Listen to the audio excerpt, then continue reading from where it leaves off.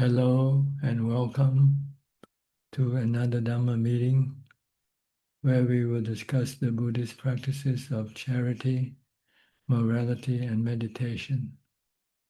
Everyone is welcome to join. We are waiting for our first participant.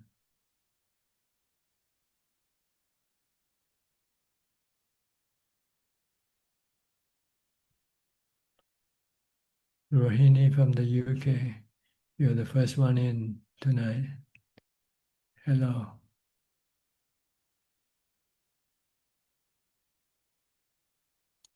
Good evening. Good evening. Yes. Good evening How to are you. you? Fine, thank you.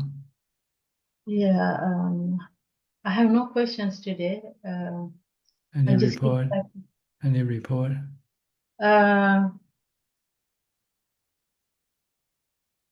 Well, yes.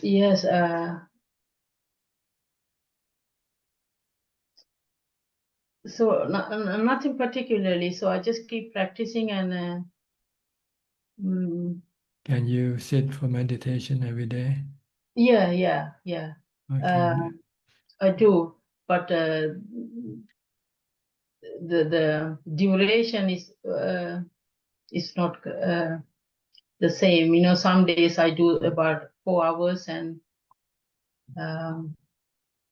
You get any calm from your meditation? Yeah. It's much calmer than before. So I just feel sometime I don't feel I don't feel the breath sometime, and also the body and the fingers and the occasionally some of my students, you know, that I used to teach, they message me for help with their work because it's summer holidays. So I told them they still contact me. Apart from those students,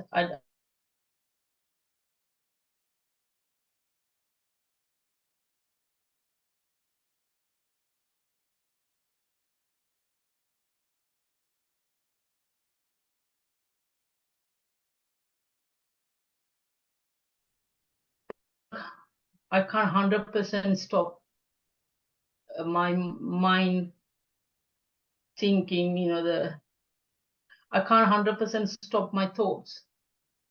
As long as you're not agitated by your thought, it's okay. No, I don't, because I keep my precepts. Some not break really. Sometimes I come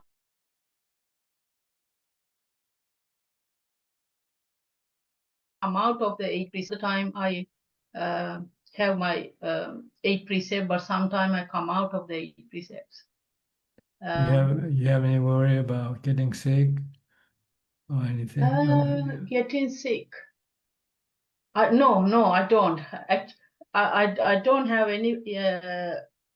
I don't have any known illnesses at the moment. I don't have it. But even if I do have it, I don't think I will worry. But I don't.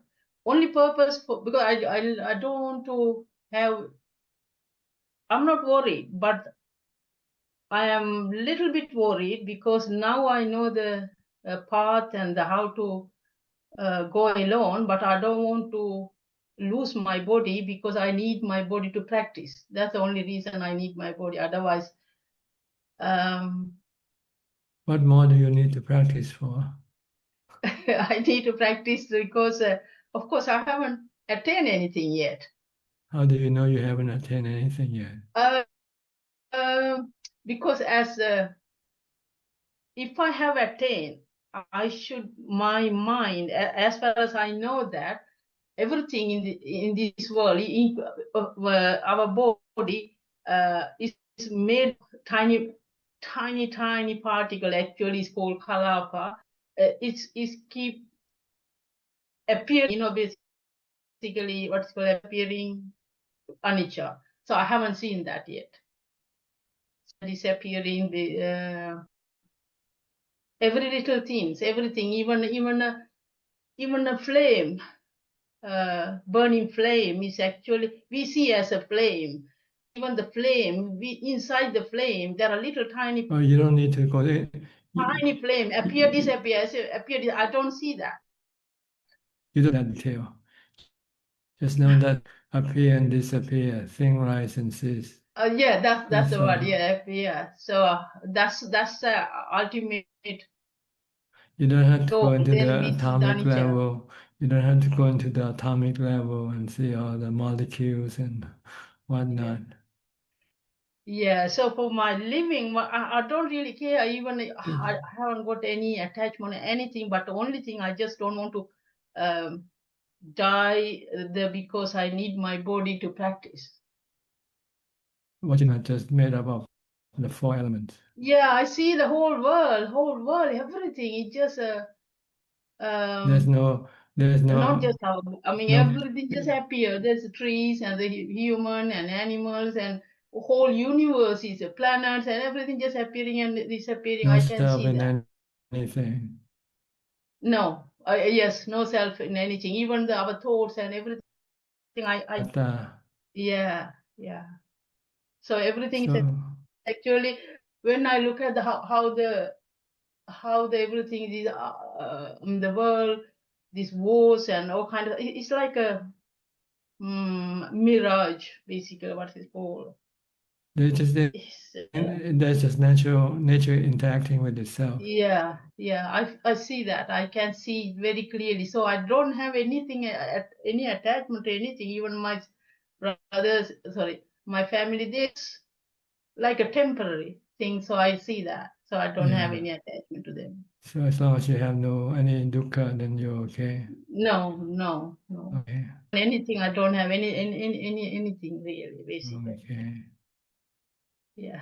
This No is the only, no fear yeah. of anything. Yeah. No, I live alone. No, Mm. nobody knows where I am or what I do. I mean, they know that I'm in like in a, basically like in a cave, but without contact with outside world. I don't even go out for shopping or anything. I just What uh, happens if you happen to be attacked by someone? I don't care. You don't care. I don't care. I don't care. Attack, but Okay. all attack. Yeah, but as I said earlier, I want to live even a day to meditate. I Yeah. don't really care about attacking. I don't really care. We're all going to die anyway. Okay. That's good Yeah. then. Yeah. Good to hear. Yeah. And All right. so it's, yeah. Mm. Actually, I think thanks to Ajahn really actually to give me um, No the advice fear. and basically Ajah's teaching. I know Buddha is Buddha's teaching, but the Buddha's teaching is written in all this script, but it didn't really. Uh, Only after I met Ajahn, so I understand. Good. Yeah, thank you for Okay. that. Thank you. We are just elements. No soul Yes, in. everything. Yes, everything is Yeah. just made. Even the whole, our bodies are made of elements. It's everything in the elements in the Yeah. periodic table, just connected and just And in. the mind is just a knowing element, Yeah, I see it very clearly. which happen to be able to think, to know, but Yeah, but there's no one behind the knowing or the thinking. yeah. I Just can see it very clearly. The body, I just got it from my mom and dad. mm, The mind. okay. Yeah, so That's our good. craving. Then you shouldn't worry about losing your body anytime. No, I'm not. Yes, I Mm, don't even feel as it is mine. yeah. Yeah. Okay. Good. Thank you, Ajahn. I'll keep practicing. I will see whether um, if I experience that for jhana. So that's what at the moment. So only if I can reach that level. So I probably, as Ajahn explained to us, only for what they call sati. I can see the what you call anicca, dukkha, anatta. Yeah. So how the Yes, what we yeah need to be able to face up to is our dukkha vedana, our pain, yeah painful feeling. yes Be able to leave it alone and not being bothered by it, by the painful feeling. If you have strong equanimity. yeah. Thank you, Ajahn. Thank you very much. Okay, you're Thank you. welcome. Next intent.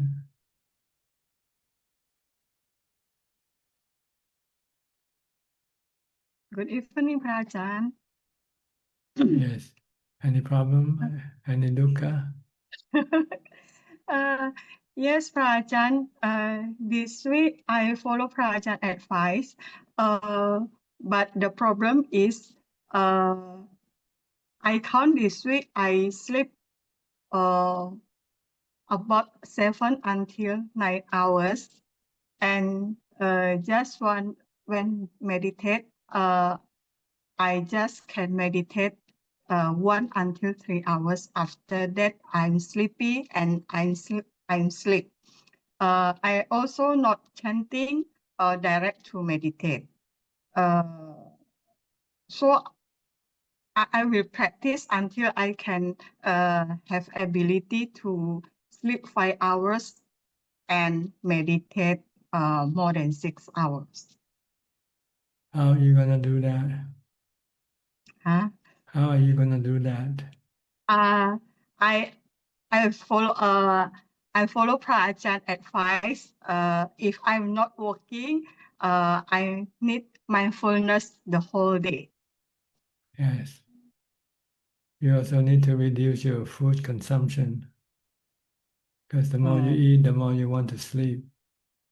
No, Prajan. Now I'm just eat once a day, Prajan. Once a day already, good. Okay. Yes.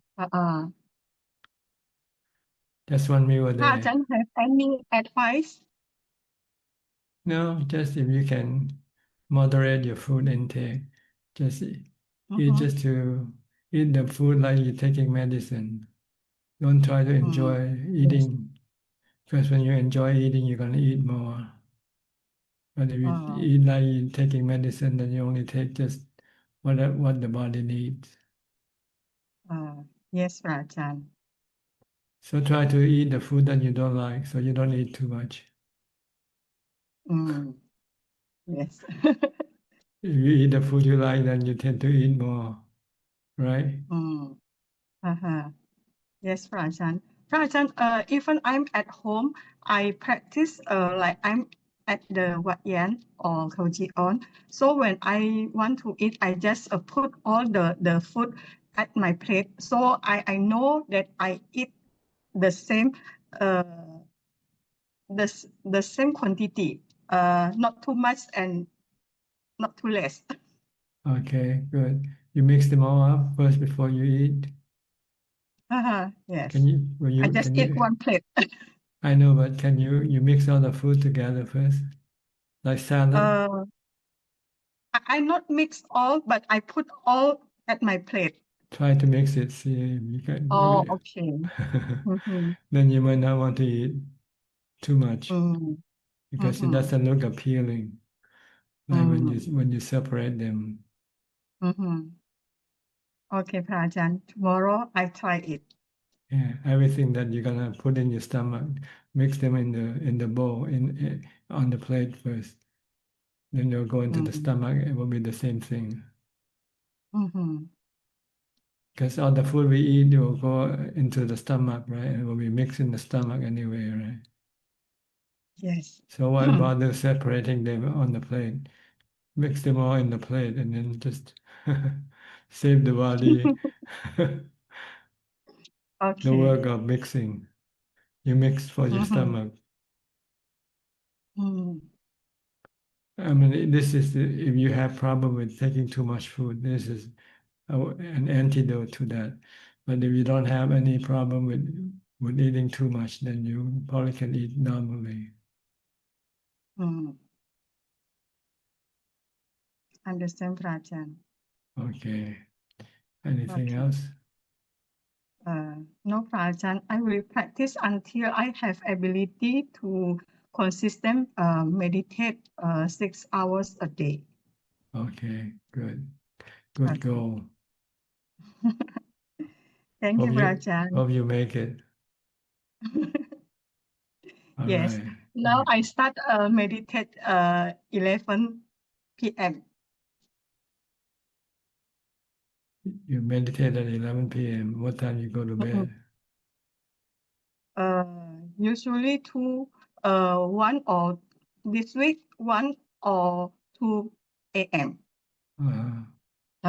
But last week I can meditate until 4 or 5 a.m. So you don't sleep then? I just sleep about less than 4 hours. But I this see. week I think I sleep too much. Okay. You also have to look at the body. It will tell you how much it wants to sleep when you feel really tired, and so you have to give the body proper rest also. Yes, Prajant. Or else it can get sick. Okay. Okay. Thank you, you. Prajant. You're welcome. Next, Professor Ken. Hi, you're back at home, or you're still in the same place where you were? Good afternoon, Ajahn. Back home now. But the routine is just the same. I tend to feel the same wherever I am these days. So it doesn't make much difference now wherever you are. Yeah, previously I would want to go away on holiday and things, but now it's pretty much same. In other words, more comfortable to be at home, simply practicing. And you can keep up with your routine wherever you are. Yeah, same routine. Good. So I'm back home, and we still have another month of semester vacation. So it's a good time. Have any question tonight? No questions just now, Ajahn. Okay. Thank you very much. You're welcome. Next, Christine Coe from Penang.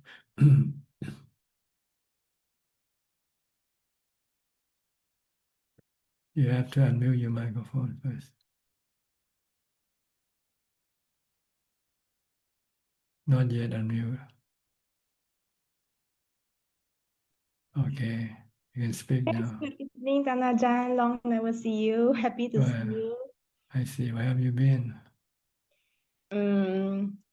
Still in Penang, but quite busy for my future plan, and I'm happy to tell Ajahn that I have resigned. You have quit your work.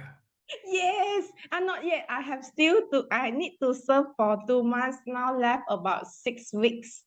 I see. So what you gonna do when you quit working? I can go to practice already. I can go to temple and stay, and I can go to a lot of retreat or anything. I see. Good. Yeah. So your intention is to do more practice. Okay, not to go and do more holidays. Holiday is for maybe I want to go to Thailand. Well, for retreat, not for holiday. For do dana.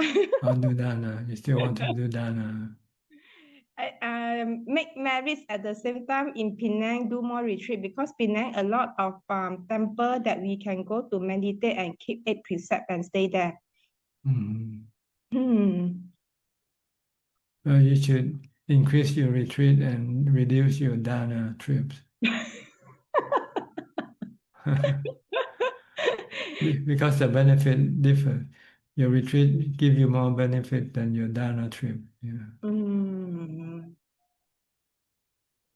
Correct. Because when you're on a retreat, your mind become calmer and peaceful. While you're on dana, your mind is not as peaceful or calm. So you have to look at the mind. the result on your mind. What gives you better benefit? What gives you more calm and peace? And that's the kind of practice you want to devote yourself to. Yes, when I go to temple, I feel very peaceful, very, very peaceful, so happy. Good. Then you should stay there. Don't come back home.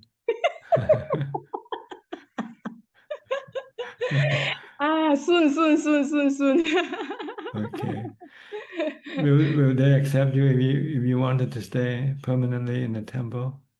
Yeah, they do offer, and many machi I know there. I see. Good. You have a place to go then. Yes, I do have. Okay. Mm. I hope your wishes come true.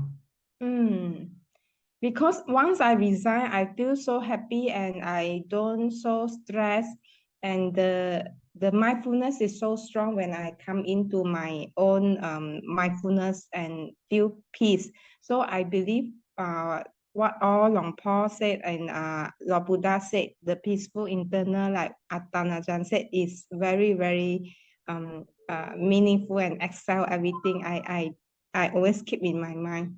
And I understand that it's very, very good. Good. Yes.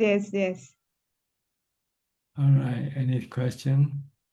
No. I just want to tell Long Paul I'm so glad that I already resigned. Okay. Good. Yeah. And I hope that left out time I can try all my best and keep on practice. All right. Hope you don't change your mind. Okay. You have to be steadfast and true. Okay. Yeah. Okay, I'll take Tanajan's advice. No second thought, all right?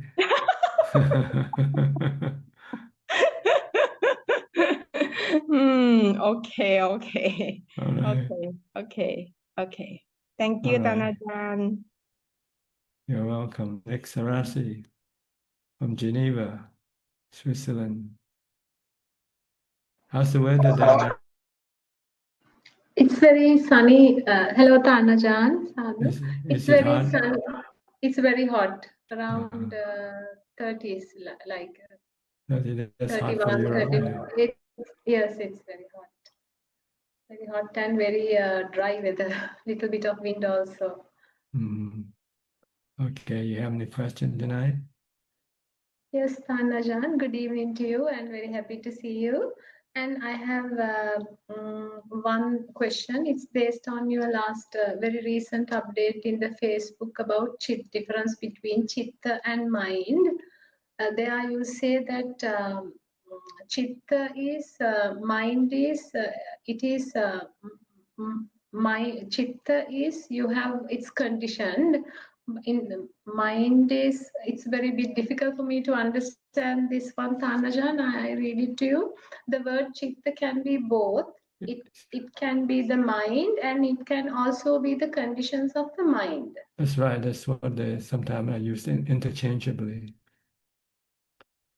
So can we say the mind is conditions, always conditions? Does it mean that it's nama, vedana, sanya, sankara, vijnana? No, Those it means there's different states of mind that you have. The mind keeps changing. Someday you're stressful, sometimes you're peaceful. These are the chitta. Yeah, we are happy, we are sad, like that. Yeah. These are But conditions chitta, that keep changing in the chitta. Makes the chitta changing. okay. Just like you're putting on different dress every day. Today you put on a red dress, tomorrow you put on a green dress, but you're still the same person.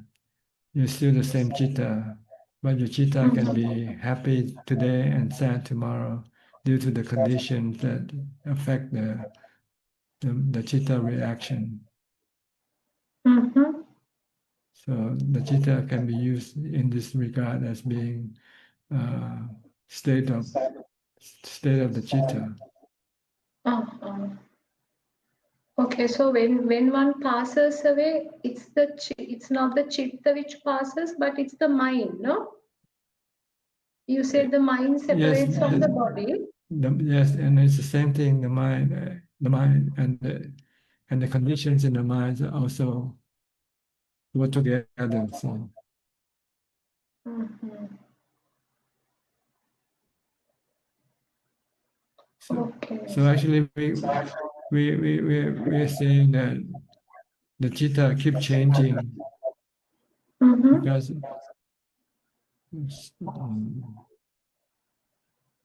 I'm sorry, Chitta is the knowing element, no? But that's right. mind is not the knowing element. It is the same thing.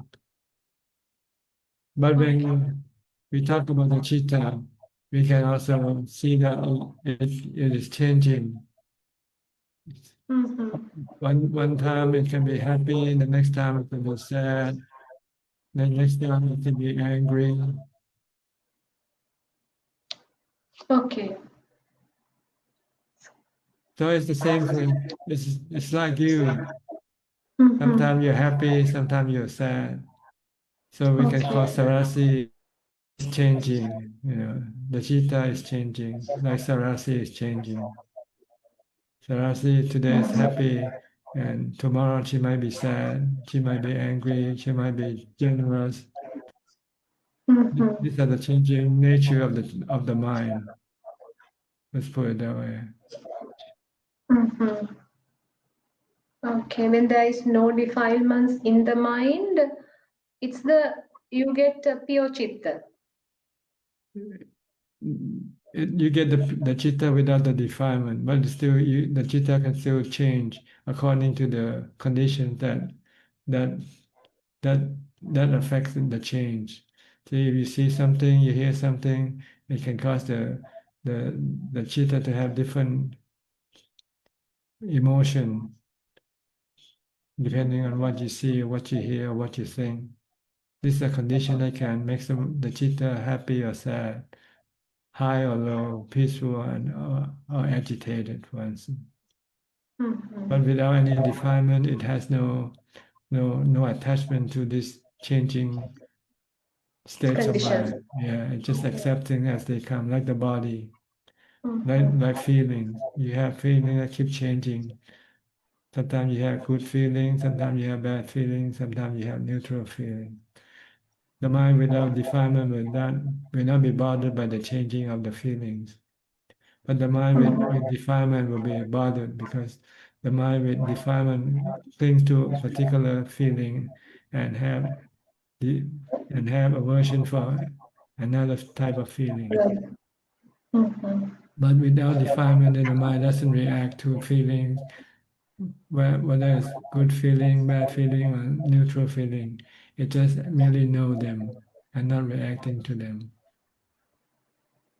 Mhm. Same way with the states of mind. The mind will not react to the state of mind. Today it might feel agitated. Tomorrow it might feel angry. Or angry is not the word to use because the mind it's not defilement. But let's say sometimes the mind can be up or sometimes the mind can be down, for instance. Mhm. But without definement, then the mind doesn't react to the changing nature of the mind itself. Mhm. Okay. Okay. So it's the same thing. The body, the feeling, and the changing, and the mind. They keep changing. See, They keep changing. in the fourth foundation of mindfulness, we have to understand the nature of the body as being anicca, dukkha, anatta. We have to understand the nature of feeling as being anicca, dukkha, anatta. We also have to understand the nature of the mind or chitta as being anicca, dukkha, anatta. Mhm. Okay, is this clear enough? Yes, Tanaja. It's better now. It's clear. But the mind itself, the chitta itself never disappear. It's permanent. Mhm. While the body is temporary. The body one day disappear, fall apart, return to the four elements. And without the body, then all the feeling will disappear. Mhm. Okay. Okay. Okay, Tan Ajahn. Is this clear enough? Yes, You have it's to clear enough. you have to I reread it. I'll read you have it to compare the again. chitta to the body and feeling, then you can understand. Okay. Chitta to the body and feelings. Okay. It is the mind. Can we also say mind is the nama aspect of na vedana, sanya, sankara, vijnana? It's all together. It's The mind has this property. They are property. The nama khandas are property of the mind. mind. They also they change, but they never disappear. They are part of the mind. Mind. An enlightened person or unenlightened person still have these five properties of the mind: knowing, thinking, feeling, remembering, and being able to contact the sensual organs of the body to receive sensual object called vijnana or consciousness. These are always a part of the mind, part of the ability of the mind. This go with the mind wherever the mind goes. Okay. But they are the one who can who can make the mind have different different what you call every different state.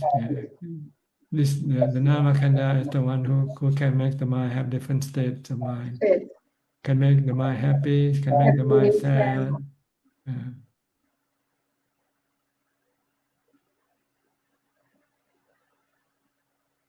But the goal is to understand the nature of this of the mind and not try to change it. Try to accept it. When you feel low, when the mind feel low, just accept it's low today. When it's high tomorrow, just accept that it is high. And you don't have to do anything. We tend to change. We tend to try to change the mind. When we feel bad, we want to make it good. When you feel low, you want to make it high. And when we cannot do what we want to do to the mind, we get dukkha, we get suffering.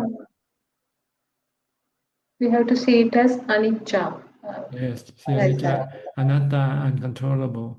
Uncontrollable. Yes. Yeah. Okay, Tan Ajahn.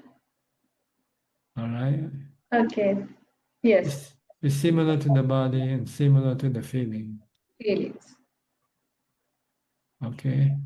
Okay, Tan Ajahn. Thank you very much. I wish you good health. Thank Always. you. Thank you. Bye. All right. Next, outsourcing from Malaysia. You still do your 6-hour challenge? Evening, Tajan, yes. Last week I did once a week. Once a week, okay. I think the 6 hours is more challenging than the retreat. Then the retreat, yes. The last 40 minutes, I did the Subha meditation, Bhavana meditation, then I did some contemplation. The last 40 minutes. Good. You can do mindfulness, contemplation, you can do meditation.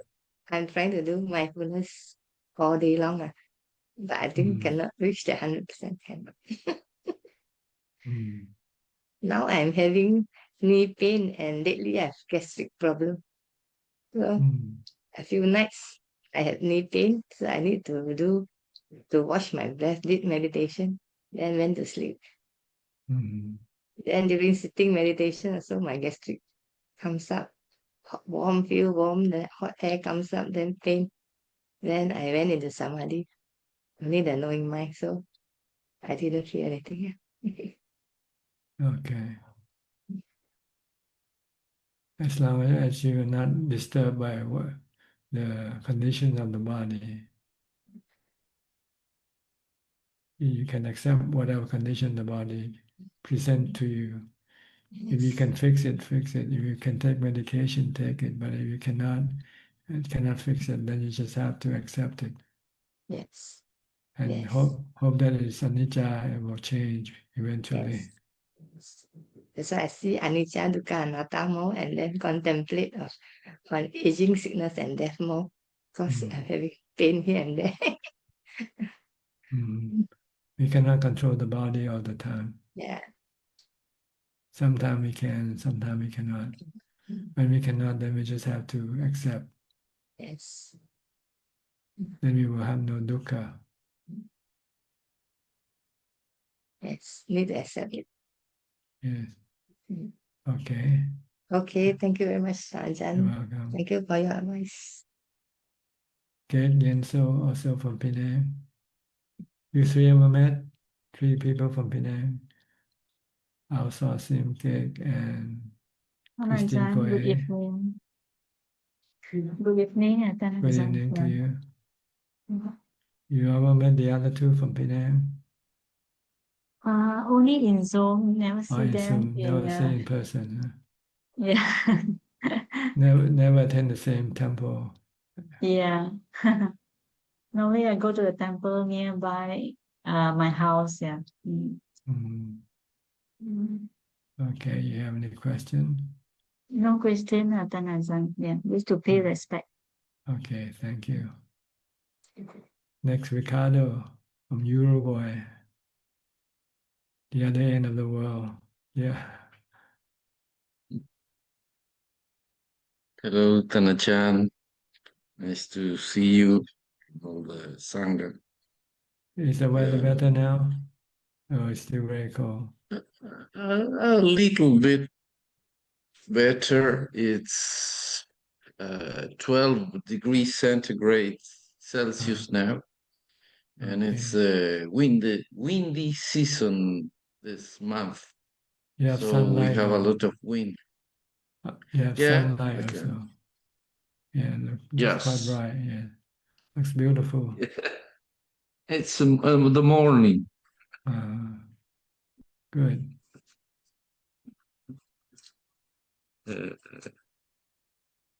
Yeah, I don't have questions today, just to be thankful to Tana-chan, all your teachings, all the questions that we learn a lot, and you're a great teacher, and we are happy that you teach us how the Buddha's words.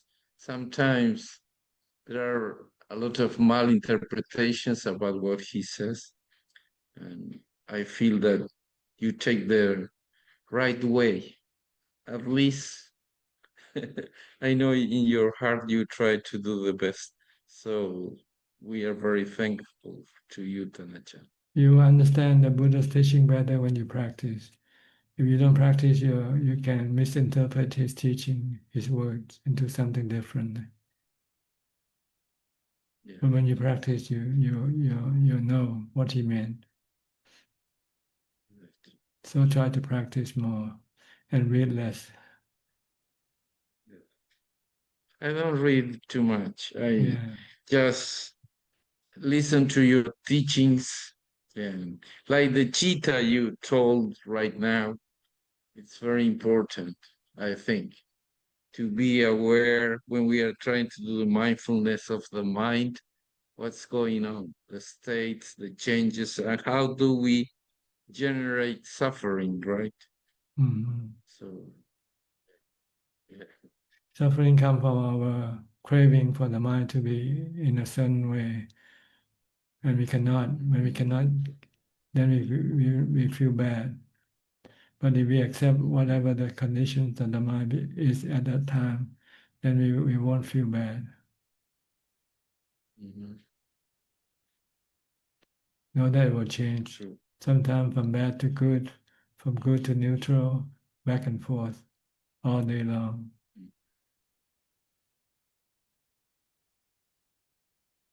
And I read last week there's a study on I don't know, Harvard or some prestigious university that says although we might get older, the neurons are still always changing. So we don't lose our hope to be more aware all the time and to practice all the time, that it has changes in our brain, in our mind, our cheat. Well, actually, the brain and the mind are two different things. They're not the same thing. Oh, okay. The brain is part of the body, while the mind is not part of the body. The mind is just another person controlling the body, telling the body what to do, using the body. The mind is the user of the body, like a driver of an automobile. The driver and the automobile are two separate things. Mm-hmm. So whatever contains in the body doesn't contain in the mind. Mm-hmm. Mm-hmm. Okay. See, the mind that thinks, the brain doesn't think. It's the mind that tells the brain what to do. First, the mind thinks, I want to get up. So it tells the brain. Then the brain will direct the muscle, the nerves to start moving, to get up, to stand, to walk, and so forth. The body is like an automobile, and the mind is like a driver. The driver tells the automobile what to do. Go forward, go backward, turn left, turn right, go fast, go slow, stop. And it's the automobile that takes the order from the driver, right? Okay. In the future, you don't have to drive. You just say what you want, and the automobile will do what you want to do. Turn left, turn right, without having to drive. Just tell the automobile, it will then follow your order, because it has more capacity, more ability to do things with the computer, with the speech recognition and so forth. Eventually, you don't have to drive. You just sit down in the front seat and tell the car, start, go left, turn right, stop. Yeah. Okay. So yeah, we are reaching technology so high, but our minds are not so high. our mind is still the Our same. cheetah. Our mind is Yeah. still primitive. We still lack Yes. understanding. True. Yes. Okay. Okay. Thank you, Tanajan. You're welcome. Next, Thanks. Gary from Singapore.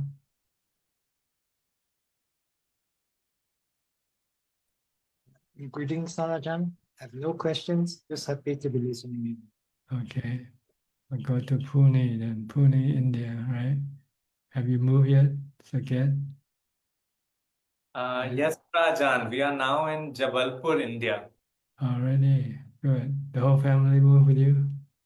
Well, we had an interesting twist because before moving, few days before moving, my stepfather decided not to join us, as I and after moving, my mother decided she wants to be back with my stepfather. So now suddenly there's Neeta and me in a house much larger than we need. But no responsibilities. Both were adamant that they're independent and they can manage their life. And so Okay. we are At thinking, least you try your part. You did your part. yes, yes, But they decide they want to do what they like. They think is best for them. yes, yes, yes. And so we, as a result, may actually have more time for Dhamma practice. And this is a better city in many ways than where we were living earlier. I see. It's Less crowded, quiet. Yes, less crowded, less distances. And Neeta's extended family lives here. Her mom and dad are here, and they're available for any assistance that we need. They're very supportive. Okay. It worked out very differently from what we had imagined. And but at the same time, I think it can help us with our Dhamma practice. Okay. So you accept your parents' decision not to come here. It was a lot of heartache, but I think at the end of it, I felt, the advice you had shared was very useful, that we can't really force anybody, there's no point in forcing anyone to a certain decision. And if they feel they want to do something, finally, we should allow them to do that. Yes. There was a lot of ill will and other things coming up in the mind. But then again, I was trying to just allow it to come and pass and not open my mouth. Yes. Okay, good. As long as everybody's happy, that's the point. Okay. Do you have any question tonight? I had one, Ajahn. I was reading the Satipatthana Sutta, and in that they talk about, there were two items. One is that the deluded mind, if we are seeing whether the mind is with delusion or without delusion, I was thinking, isn't it that anytime we have sensual desire or anytime we have anger, isn't our mind deluded at that time? Yes, that's what it is. Okay. But when you see self in something that there's no self, see permanent in something that is not permanent, this is also delusion. Okay, that is helpful, Ajahn. Then in my practice, I'm trying to, during meditation, for example, when my mind wanders away from the breath, then I'm just trying to observe what hindrance was this that took my mind away, or what, so that's helpful. Thank you, Ajahn. Okay. And also in terms of fear, if fear arises, then that is also delusional. That's also delusion. Okay. Because you're afraid of losing something that you cannot keep anyway.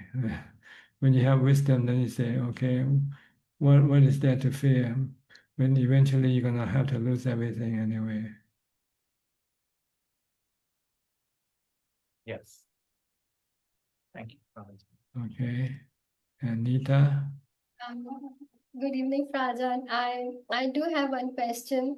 So, like when we try to sit for 6 hours, I am only able to do 4 hours, first of all. And then in those 4 hours, I've been observing what's happening with my mind. And I feel that most of the time my mind is planning. It's planning that it has to buy grocery or do the laundry or talk to somebody or whatever. It just keeps planning things. Some simple things also, it just keeps planning. So whenever I catch hold of what's happening with my mind, I see that it's planning. It rarely goes in the past, but it keeps thinking about the future.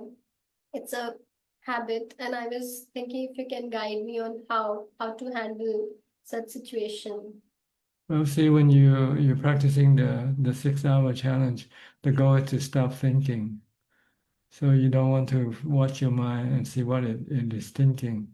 You want to stop it by using a mantra or by focusing on your breath or something, so that you will be able to stop your thinking. See, because you don't have the controller yet to control your mind with. You don't have enough mindfulness.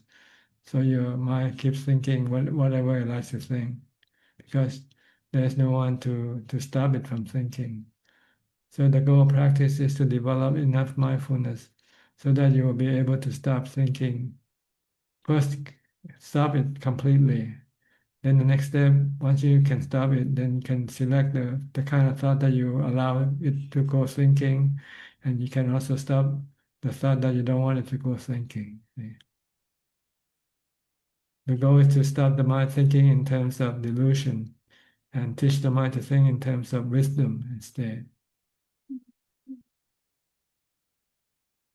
So when how do I do try to chant Buddho, but even if I'm chanting, it suddenly feels like it's gone on the back end.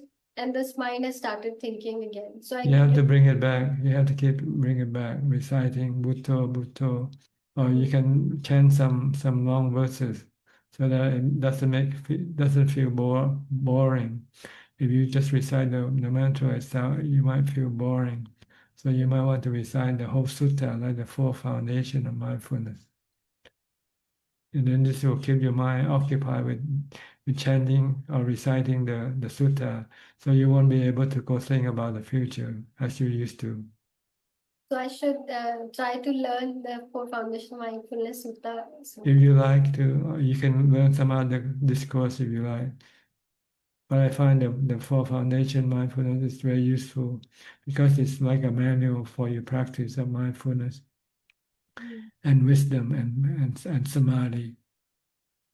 Three in one. The sutta contains instruction for you to practice mindfulness, to meditate to get to jhana, and also to develop wisdom by seeing the three characteristic nature of the body, the feelings, and the mind. That's a good idea. I can start doing sutta, Satipatthana Sutta morning and evening, so I'll remember it, and then I can use. You said when you want to stop the mind from thinking about the future, you keep reciting the sutta. Okay. All right. I'll try that. Thank you so much, Ajahn. You're welcome. Next, Alvin from Malaysia.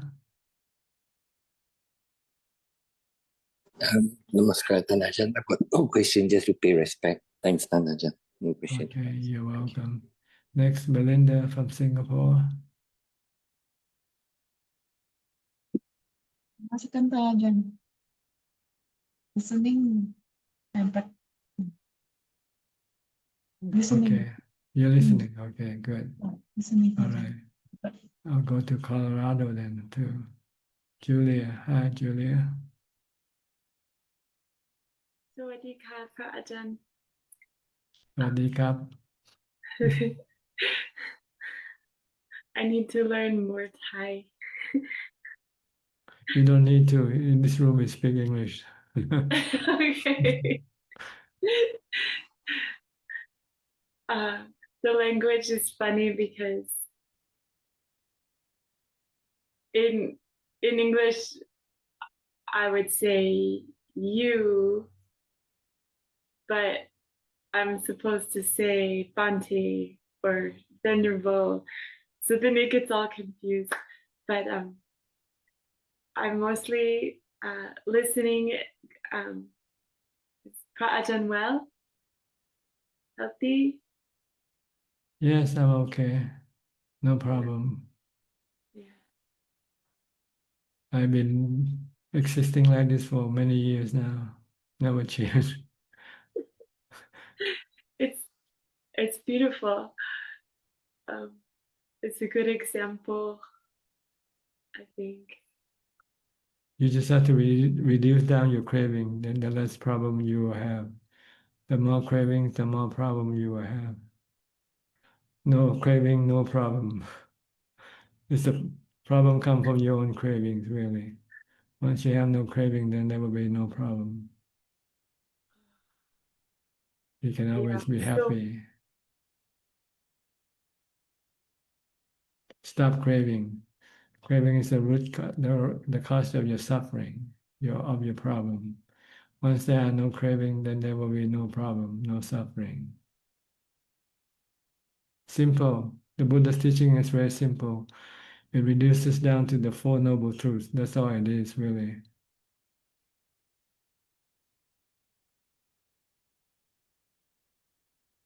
Suffering is caused by your cravings. The cessation of suffering is caused by you stopping your craving with the practice of mindfulness and wisdom.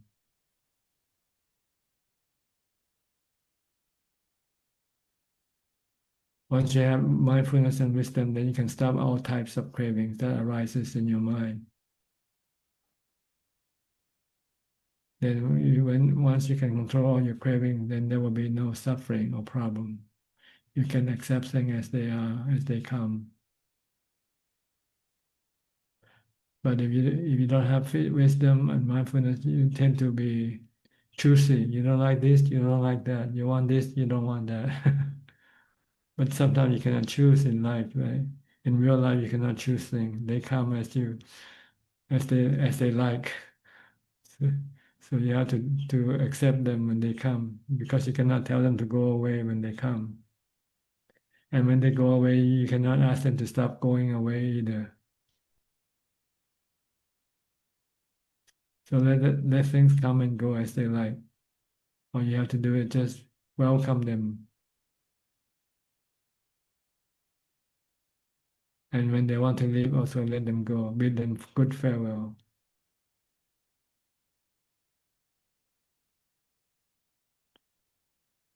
No craving for them to stay, or no craving for them to go away.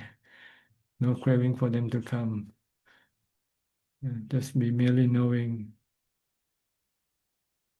If they come, okay, knowing that they come. If they go away, okay, merely know that they go away.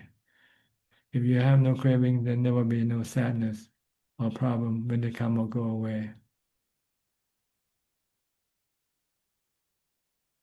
Very simple, isn't it? But very hard to do. That's why you have to do the 6-hour challenge, just to sit and let things come and go.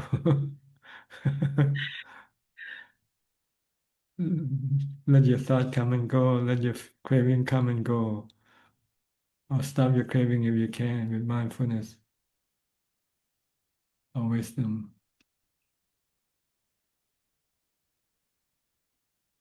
That's perfect, Ajahn. Okay. You have any comment or any question? That's all. That's exactly what is needed right now. Yeah. Just to stay put. You have to train the mind to stay put, to accept things. Don't go after things. Don't chase after things, because you'll never be satisfied with the things that you get.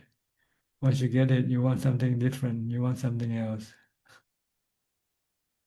So you keep chasing after things all the time and never feel content, never feel happy.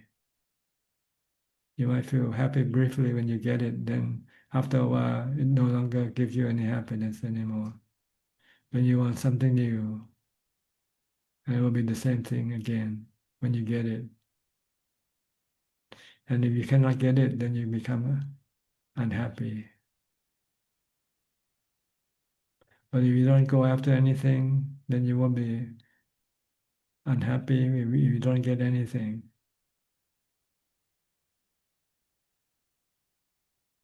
Okay? The cause of our problem is our craving. That's all it is. Once we can stop our craving, then there will be no problem. We can live happily without having anything.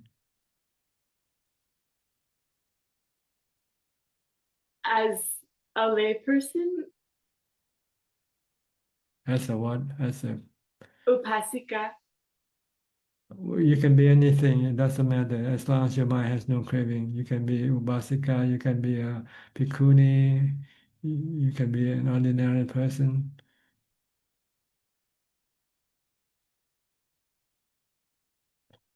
But being a Bhikkhuni or being a Ubasika, it's just the stages of development of your mind, see.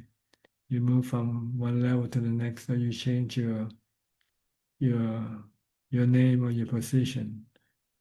Like you go into school, you move from elementary school to secondary school to high school and to college.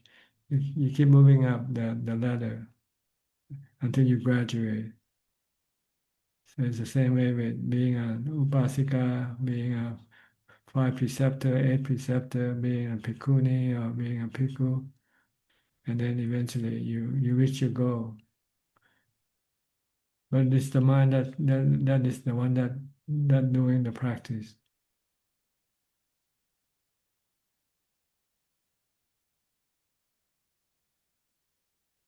yeah. Okay. In this moment when Ajahn speaks the truth of craving, I experience that directly. And on retreat also I experienced that directly. And yesterday I stood on my head and to see if I experience also the same way. And it was the same. But then still in life things arise that need to be done. You know, like I have to do this, do that, go there, go here, interact with this person, that person. Did you know, ever ask yourself why? Do you ever ask yourself why? Or what benefit you get from doing all these things? I get stressed from it if I put the mind into it. But then if I bring the mind back, it's okay.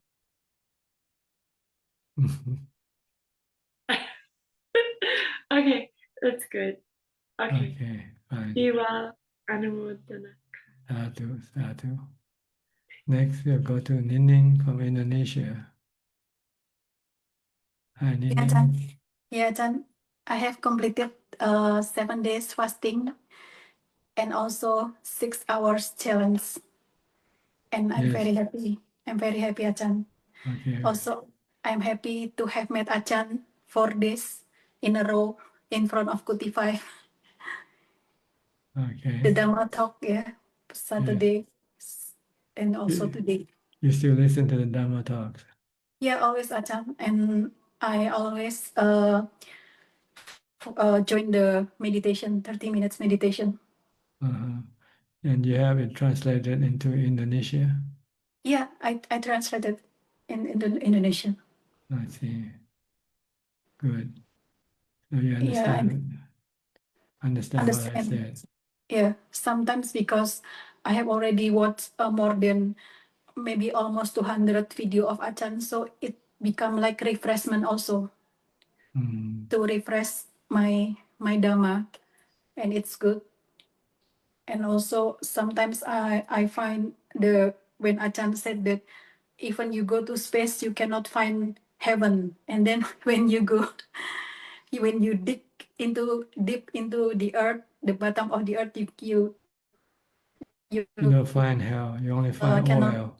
You only find oil. Yeah. Yeah. That's why I'm happy, Ajahn, because it's not only refreshment but also makes peace and also sometimes new knowledge. Because I don't study too much, Ajahn. I prefer listen to read. Yes, good. It's easier than reading. Listening is easier than reading. Also, I only study what support my practice, my meditation practice. That's right. You don't have to know everything in the Tripitaka. Yeah, like Ajahn said that in for foundation, mindfulness is for the monks. Ajahn said like that. Is it correct, Ajahn? Well, it's taught to the monk, but other people can use them also. You can use them also. Yeah, maybe for me, it's still contemplation to the body and feeling, Ajahn. Kaya Nupasana and Vedana Nupasana. Yeah, you have to understand the nature of the body, the feeling, and also the mind, because you're still disturbed by them because you're still attached to them. See, when the body gets sick, your mind can be disturbed if you're attached to the body.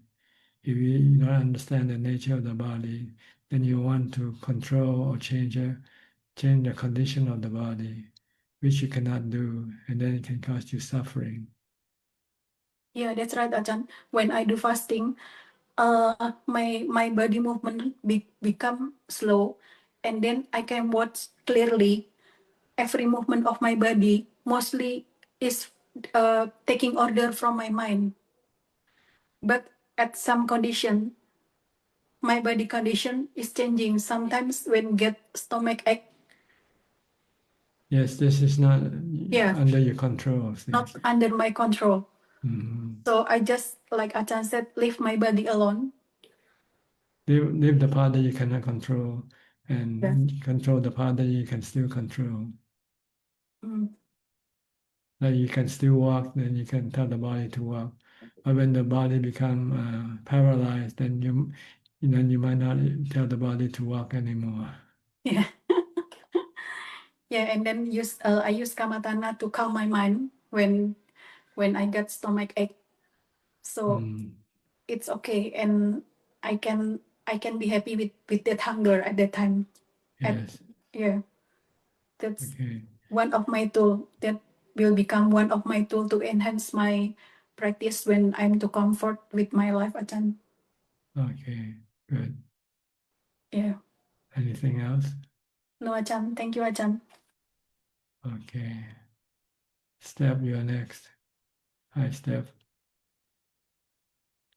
And do any more challenge? No, not yet. The kids are back. When they're back in school, maybe. Okay. I've been reading your book Beyond Birth. That has been extremely, extremely helpful. I really appreciate your story and everything. I love how Mahabua would push you to meditate because he knew you liked to meditate and he wouldn't make you do the work and stuff. That was so interesting to me because you liked to meditate. I don't know, it just makes me so happy that you get to spend your life doing this and that you do this for us. Anyway, sorry. So my question,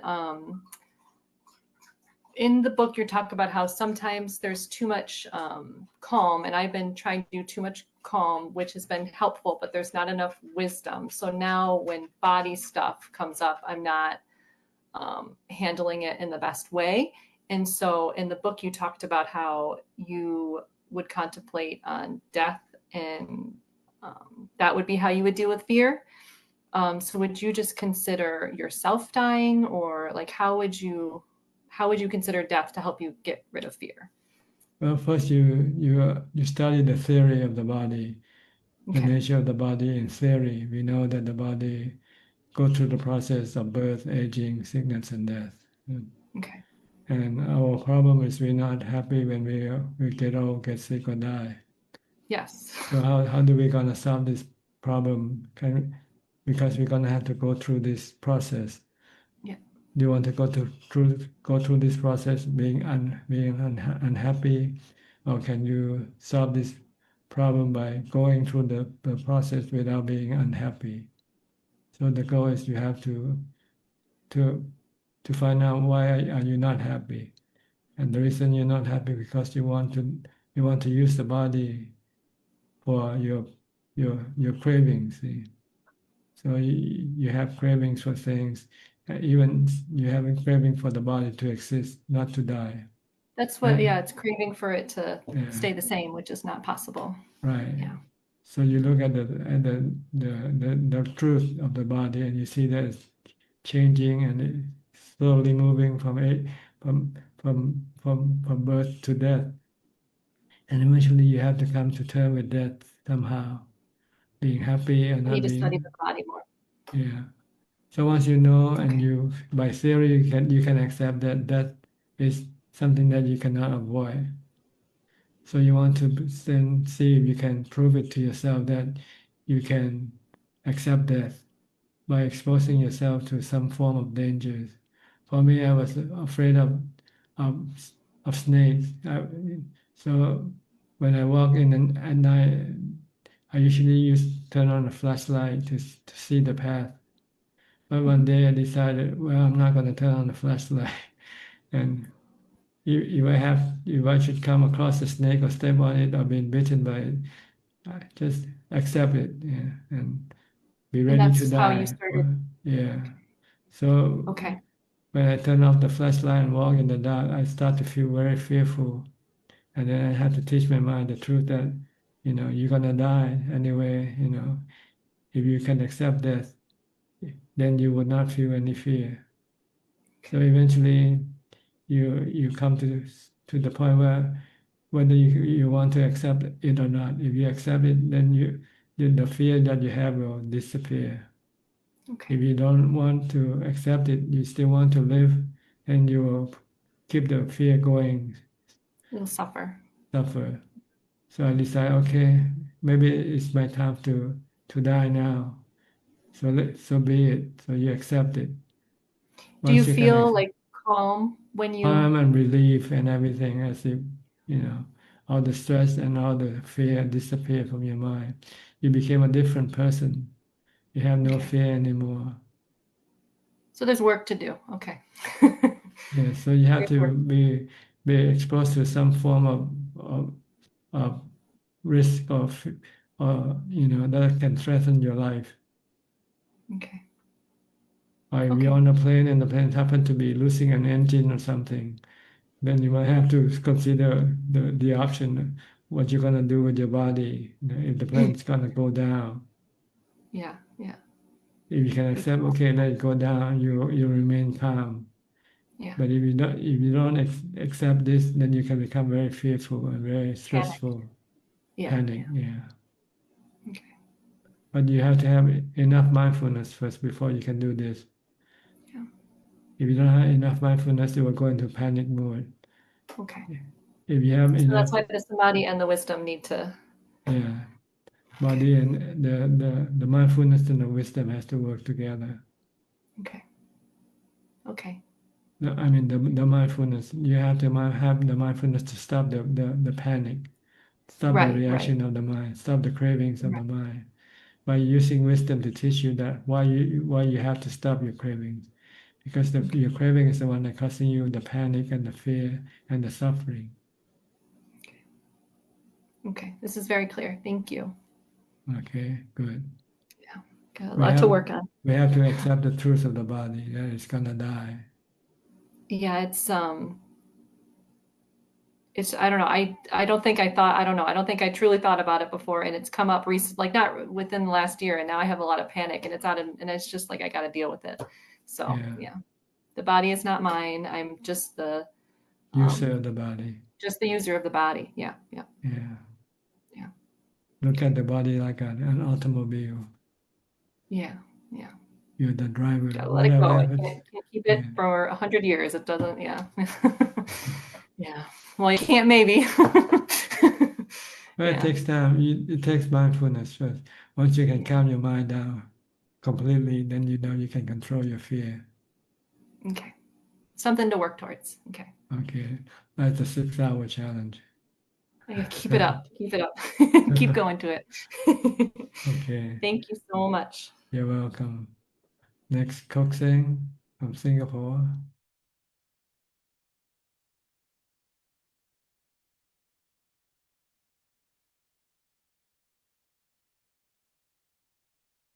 Yeah. Good evening, Ajahn. Yeah. How are you? Ajahn. Okay. Yeah. Last week you asked me to try for 5 minutes. Then I think even though I may sit in meditation for an hour, but I believe that in between, all right, the mind wanders, and when I notice that the mind wanders off, I just when I become mindful, I just recite Buddha Buddha, but I believe that definitely is less than 5 minutes of concentration. Otherwise, I would have gone into state of samadhi. So I have the quantity is there, but the quality is not there. Yeah. Yes, the mindfulness is not there. It's not continuous. Yes. Yeah. John, this evening I'd like to ask you regarding last week you were talking with B. Ravin about the middle path, and please forgive me for my ignorance. So, Ajahn, you were mentioning about the not going to the two extremes of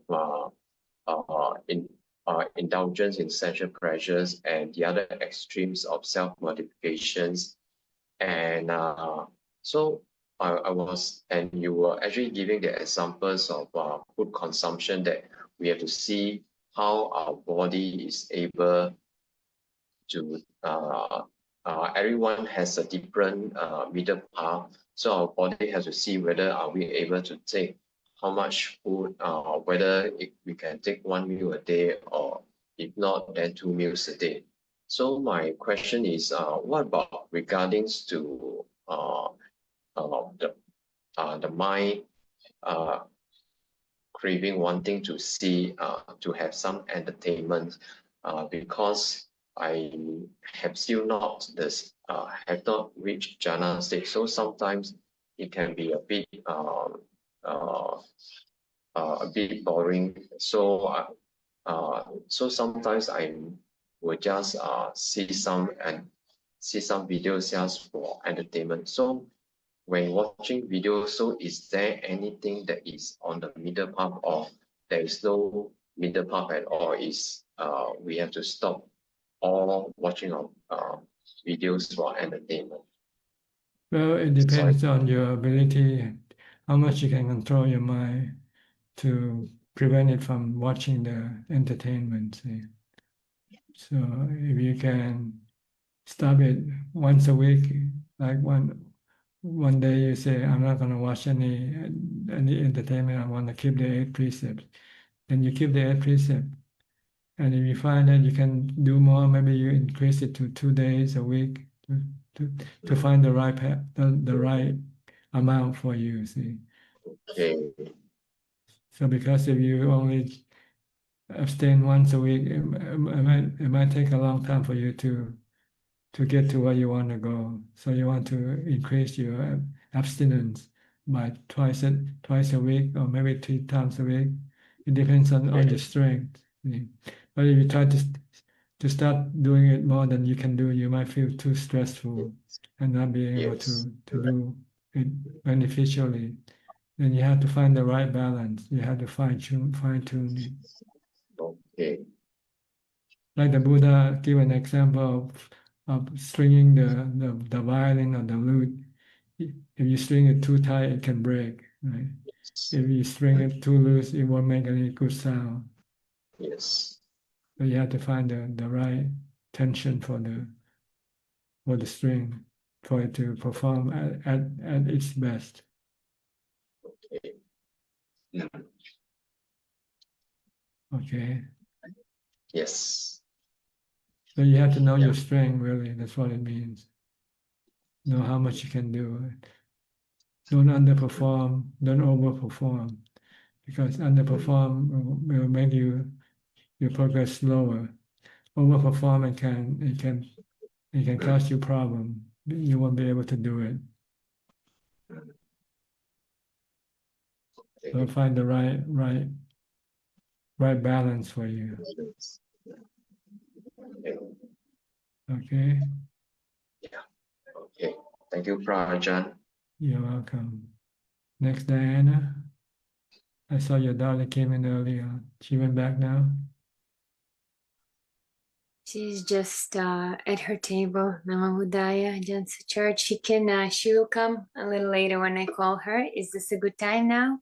No, whatever you like, whenever you like. You want to talk first? Go ahead. Sure. Yes, I missed last week. My daughter was attending a camp, and it was like a summer camp, like just half day. So but I did listen to the recording. It was very nice meeting last week. And I tried to do, okay, I don't have like 6 hours, but I tried to do like a 2-hour sit. But I was listening to Dhamma talk. So when I heard you say it's better without the Dhamma talk, next time I will try without the Dhamma talk. So some question I have is for that 2-hour spot that time frame that I'm doing right now, just for myself, when I find my body just moving without my awareness, and then I stop it, then do I just like continue with the sit? See, the challenge here allows you to move the body. If you feel painful, you can stand up and relieve the. But you cannot move around. That's all. You just want to stay in the same spot, standing or sitting. Oh, okay. So it's not like Aditana where you're like not moving. No, you can still move. This is a easier challenge than the not being able to move your body at all. Okay, because that's what I was trying to do for 2 hours. And then I think within the first hour, I was like, okay, I'm catching myself moving. And then the second hour, I'm like, oh, this is interesting. Like the mind is just preoccupied with the body's not liking anything anymore, even though like I couldn't put my finger on it, but I couldn't quite stay with my breath either. It was more like just like I was trying to bring my mind back to the breathing with the Buddha, with the breathing. And that was maybe if,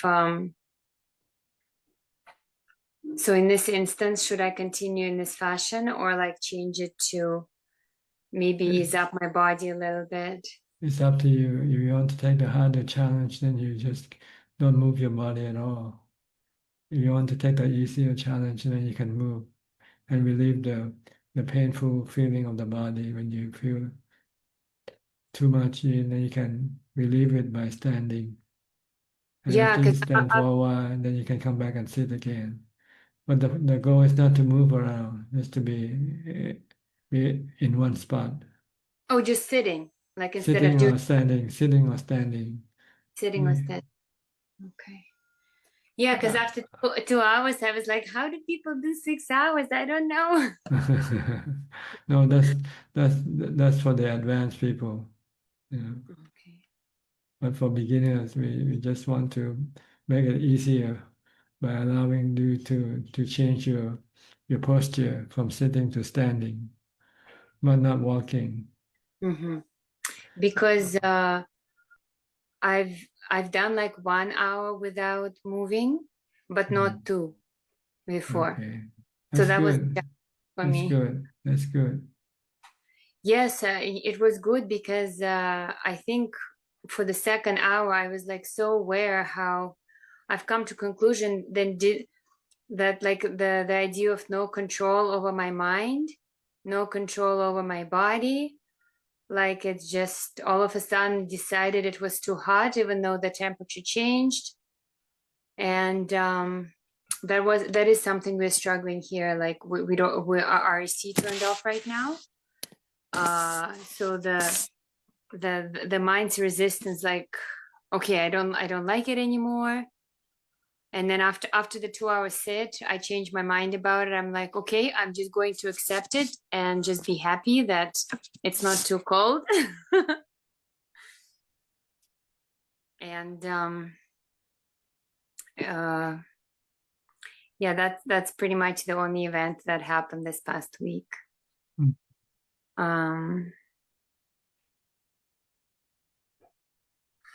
In September, I have signed my daughter up for a group on Tuesdays, and I'll have to drive her to another city. And I'm just trying to figure out how I would accommodate signing up for the Zoom sessions once in a while, because it'll be like after 9 that I could join instead of.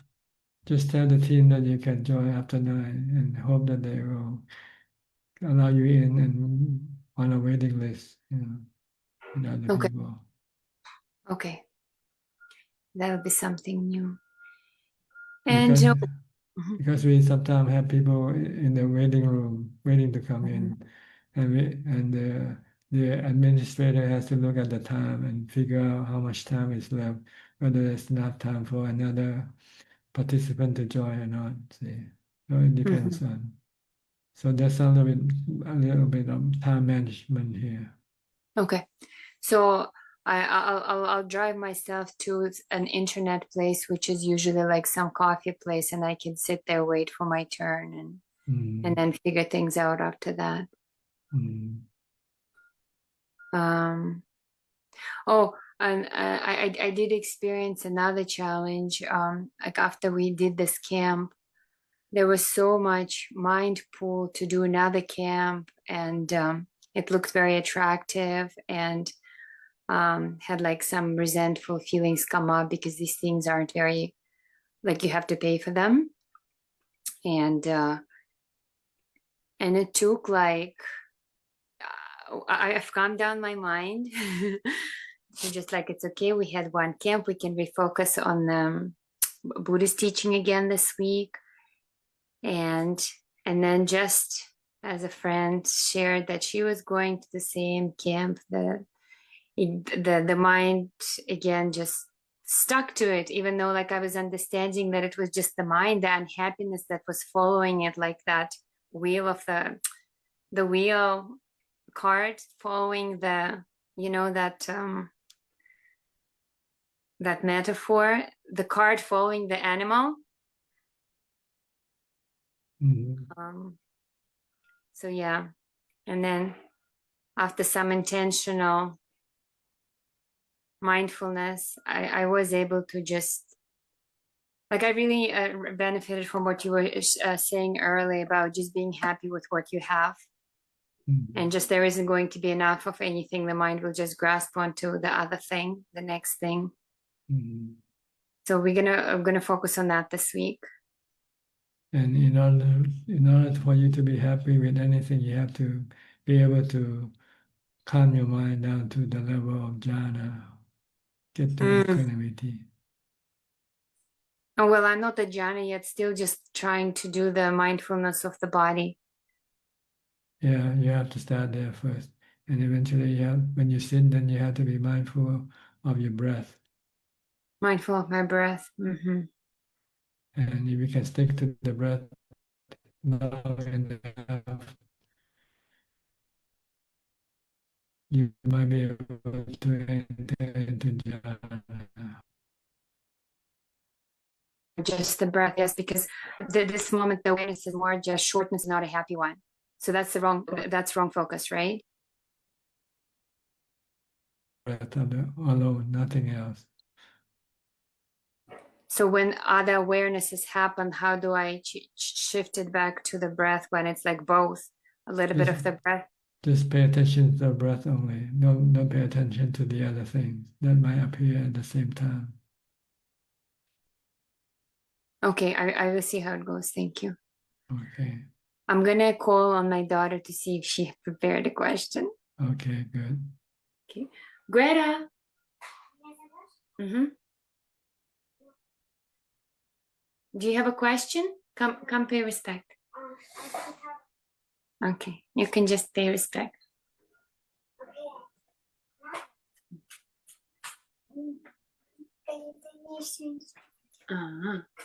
Okay. Good morning. Good morning. Do you go to school or you study at home? Study at home. With your mom, huh? She's your teacher. You like this better than going to school? Yes. Okay. Okay, wait. Okay, Do you have any question? No. No question today. Huh? Do you meditate? Do you know how to meditate? How long can you meditate for? 10 minutes. 10 minutes, okay. How do you do it? By watching your breath or reciting something?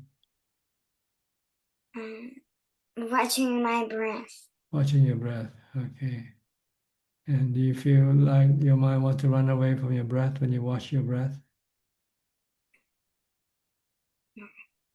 You can watch your breath for the 10 minutes. Huh? You feel any peace or calm from some meditating? You feel happy when you meditate? Yeah. Yeah, good. Okay. Then you do it every day? Do you do it every day? You do it every day. Okay, good. Can you increase from 10 minutes to 15 minutes? Can you increase?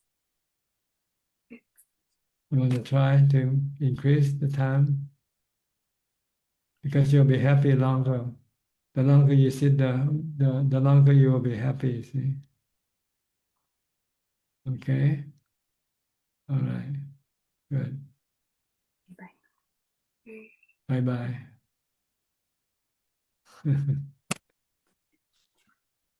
Yes, I find that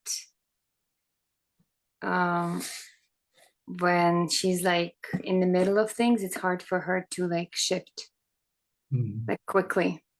Like she was in the middle of doing some arts and crafts. I don't know.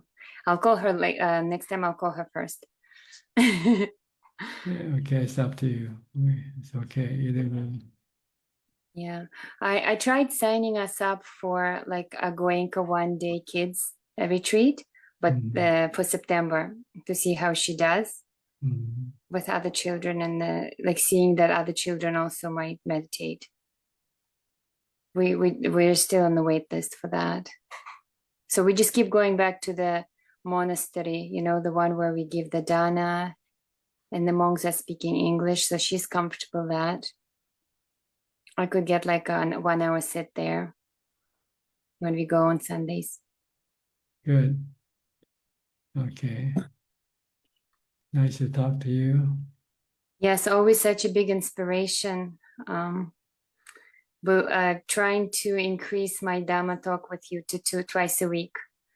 Okay. Thank But we you. only meet once a week. Yeah, but that way I can listen to like the 2-hour recording. I see. Okay. And then just trying to increase the time more. Okay, good. The more you spend the time with Dhamma, the more you understand the Dhamma more. Yes, some challenges are constantly coming and just trying to just reduce constantly.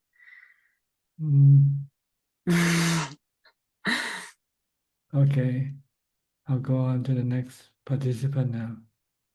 Okay, see you. So much, Ajahn. Next, Lynn from Indonesia. Good evening, Ajahn. Hope you are Yes. well.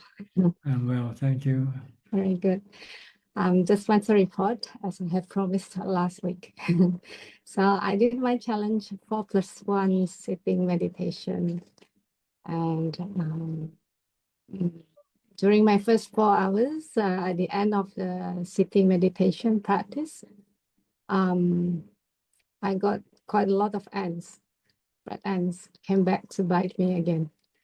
But this time I was more able to enjoy it, and I sat longer compared to my experience when I was doing my self-retreat a few months ago. Good. It depends on your mindfulness, right? Someday when you have good mindfulness, then you'll be able to remain still longer and not being affected by things. Yes. Yeah. So the key is to maintain mindfulness. That's right. Okay. Yeah. Is that all? Yeah, that's all I need to say today. Yeah. Thank you so much, Ajahn. Yeah, you're welcome. Next, Philip from Malaysia. Good evening, Ajahn. I got a question to ask you regarding to the practice. You have mentioned many times that the fourth jhana is the prerequisite of developing wisdom and is the foundation of wisdom and developing insight. If the practitioner has the ability, should he or she get into absorption more and go into the higher jhanas if the ability exists, or you can, if you like. The higher jhana will give you a more deeper concentration, deeper calm, more calm. But you don't need to. Once you have the fourth jhana, it's good enough for the mind to be able to apply the wisdom that it has learned. You know, that the cause of the mind's suffering is craving. So when it see the cause, then it can stop the craving if it has the equanimity, the strength to stop the mind with. But if you cannot stop the mind yet, when you use wisdom and wisdom tells you that the cause of your suffering is your craving, you will not be able to stop your craving. Even you know that you should, but you won't be able to do it. Because your mindfulness is not strong enough to stop your mind. If you can stop your mind, then you can stop your craving, because the craving uses the mind to do what it wants to do. But as far as developing or studying the nature of things, you don't have to have jhana to do it. You can contemplate on anicca anytime when you're not meditating, or anatta, but you cannot be able to apply it to get rid of dukkha, because in order to get rid of dukkha, you have to stop your cravings. And in order to stop your cravings, you need to have jhana to do it, the fourth jhana to do it. Like right now, you know the body is anicca. You know it's subjected to aging, sickness, and death. But when you get sick, you still feel bad, right? Because your cravings, you still want the body not to get sick. But with jhana, you can stop the feeling bad when you get sick. You leave the body sick alone, and the mind doesn't get sick with the body.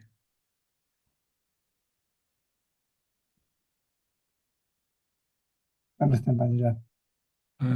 Okay. I understand, Ajahn. Yes. Yeah. Studying the nature of the body, you don't need to have jhana. But if you have jhana, you can study longer. Without jhana, you might be able to study the nature of the body just a few minutes, then your mind will be hijacked to go think about something else. And then you forget the nature of the body.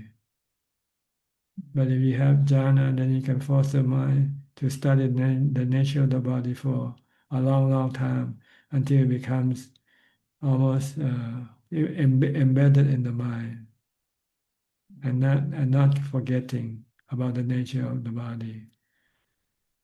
So then it knows what to do when the body gets sick or dying. It's not to crave for the body not to get sick, not the body not to die. Then once it knows this, then it stops the craving, see. And once it can stop the craving, then there will be no suffering. This you need the equanimity from the jhana to do it. To not reacting with craving when you're sick or when you're dying. You're just merely knowing, accepting the truth, the fact. Okay? Yes, Ajahn. All right. Thank you, Ajahn. Our next participant just happened to get up and walk. Maybe he's busy doing something else. We'll come back to him later. We'll go to, he's back now. Tommy, it's your turn.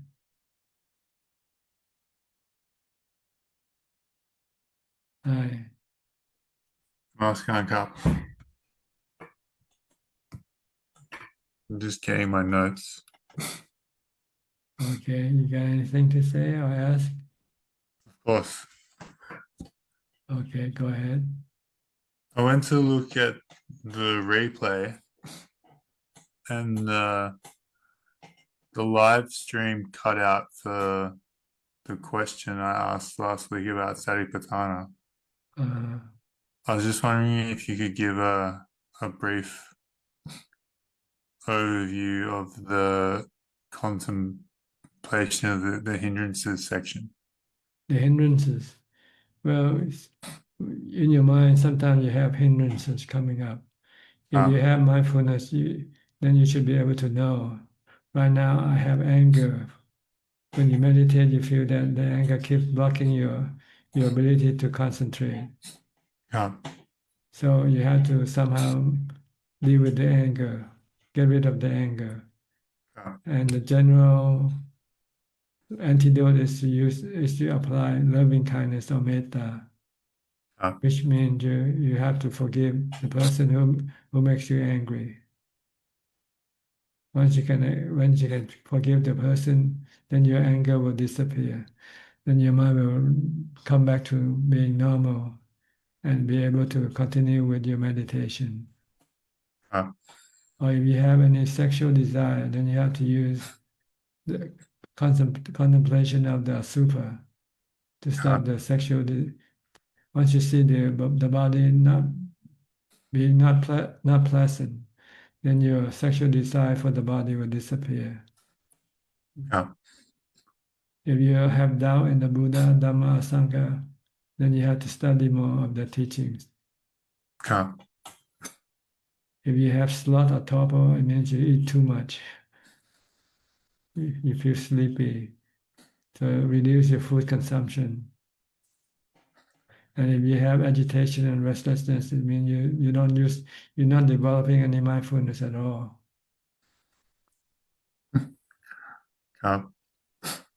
So you have to develop more mindfulness by reciting Bhutto, Bhutto, Bhutto to bring mindfulness back. Okay. Okay. Can I ask about the section about the constituents of mind and matter? Okay. Should I read it? It's only a short bit. Go ahead. Moreover, a monk dwells contemplating the nature of things in various things in the five constituents of mind and body that provide fuel for attachment.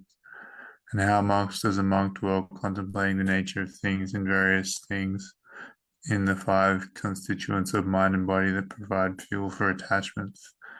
Here monks knows such is form, such is the origination of form, such is the passing away of form, such is feeling, such is the origination of feeling, such is the passing away of feeling, such is perception, such is the origination of perception, such is the passing away of perception, such are mental processes, such are the origination of mental processes, such is the passing away of mental processes, such is consciousness, such is the origination of consciousness, such is the passing away of consciousness. You have to see these five khandhas as being changing and anicca. Your body keeps changing every second, but you don't notice it because the change might be slow. But if you look at your face a few weeks before when you have no beard, now you look at it now, you see it has beard going up. So this is the changing nature of the body. And you cannot stop the changing the nature of the body. And also the changing nature of feelings. In your body, sometimes your body feel good, sometimes it feel bad, sometimes it feel neither good nor bad. Like when you're hungry, you feel bad. When your body have some pain, then when you eat your food, and when you eat food and your body become full, then you have pleasant feeling.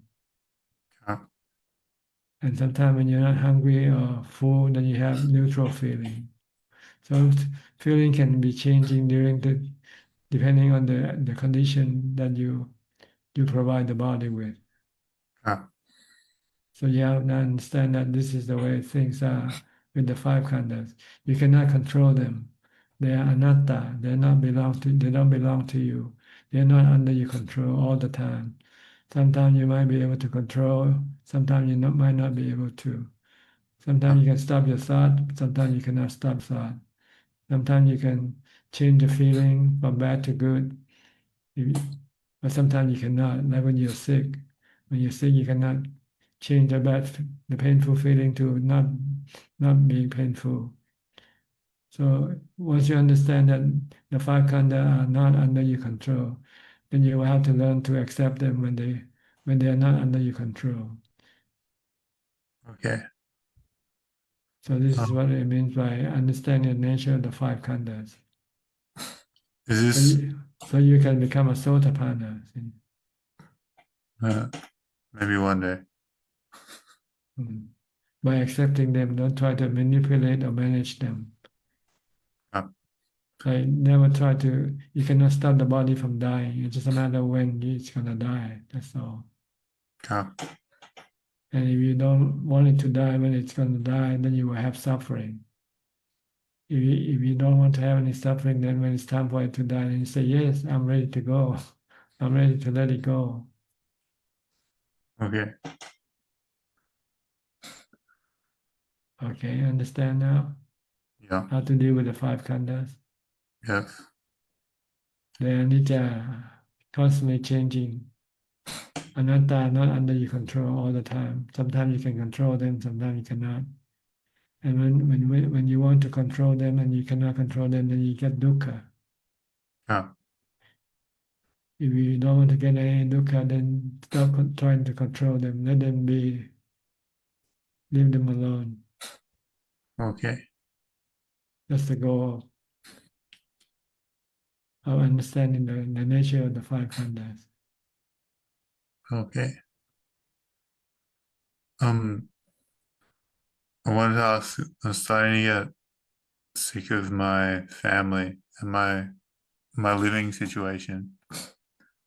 I want to find a proper solitude where I don't have to deal with everyone and maybe live in the forest, but I can only find a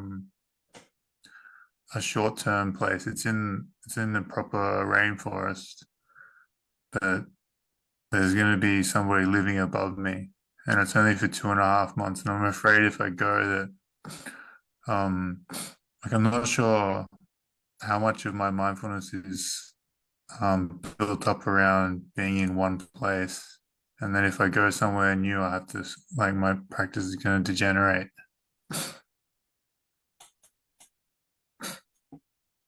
You want to know how to decide what to do? Yeah, I'm not sure if it's a bad idea, or if I should wait for somewhere where I can stay for a whole year, like get a lease for a whole year, and then I'm stuck there instead of just a few months. Well, someone said once about someone asked Ajahn for this advice. A monk wants to go to a place to practice and wonder whether he should go or not. Then Ajahn gave him the criteria for his decision. If you go, if staying is better than going, then stay. If going away is better than staying, then go. But if going and staying is the same, then you can decide stay or go. So look at the benefit of your decision.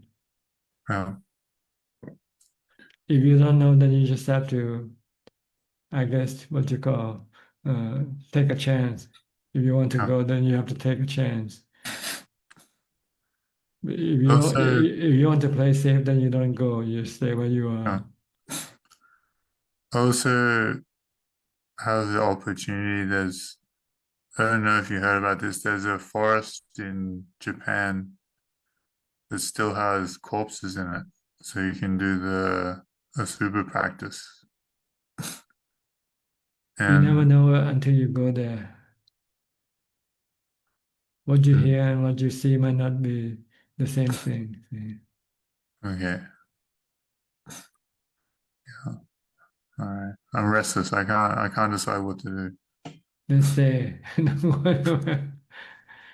you don't know what to do, then stay and be happy with where you are. Because in fact, what you're really doing is you're treating the mind, and the mind can be treated in any places.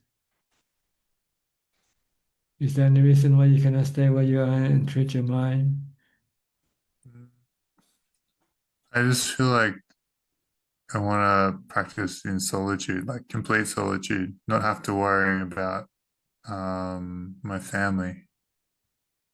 But who's going to support you if you practice in solitude? Well, I still have money to survive. But you're gonna end up when it's gone. What you gonna do? Well, it won't run out for a long time. Okay.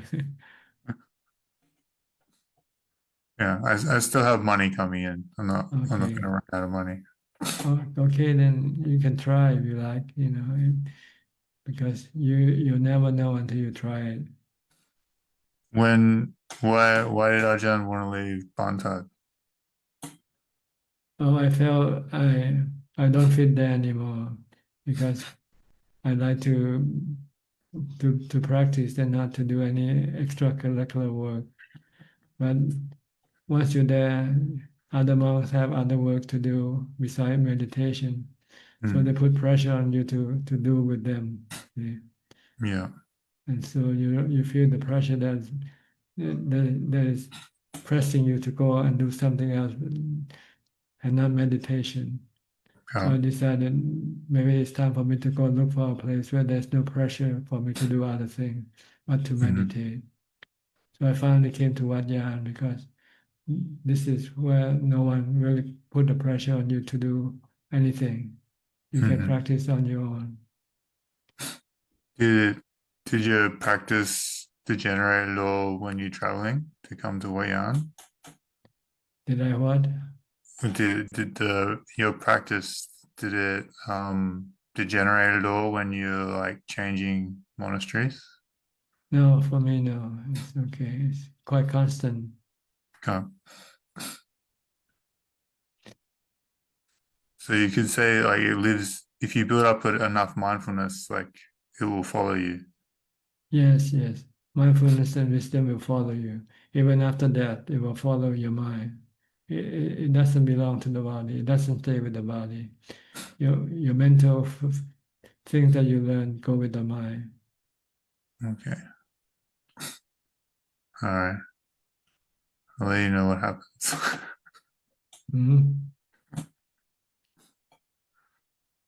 Okay. Okay. Anything else? Okay. I'll move on to the next participant then, okay? Yeah. Thanks, Ajahn. You're welcome. Sweden check. Hi. How are you doing? Good things. Greetings, Ajahn. We are doing well. Thank you. Well, thank you. Hope you are doing well. Yes, always well, you know that. Did I ever say that I'm not well? No. Okay. If I'm not well, I won't be here in the first place. Then you know I'm not well.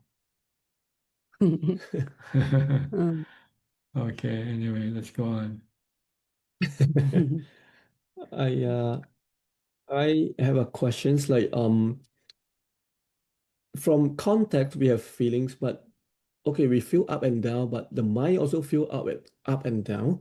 Like what are the conditions for the mind? Like what like the feelings and the mind in They Satipatthana? interact. So what you see, what you hear, what you think can cause the mind to become good or bad. Yeah. These are the things that condition the mind to be different. Sometimes it makes it happy, sometimes it makes it sad, sometimes it makes it restless, sometimes they make it calm. These are the central objects that you come across, and your thought of the past or the future also can affect your states of mind. So you have to understand that these conditions are not under your control. So you cannot always control your mind to stay calm all the time. But you can stop the mind from reacting. The goal is not to control the mind, but to control the reaction to the states of mind. Because the states of mind is anatta, are not under your control. But your defilement, your reaction is under your control. You can control your mind not to react with greed, hate, or delusion.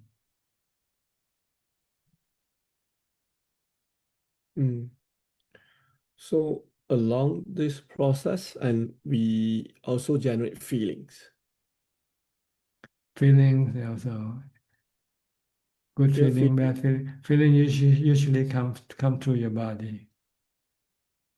But it also can come through the mind also. But sometimes we just don't call it feeling, we just call it states of mind.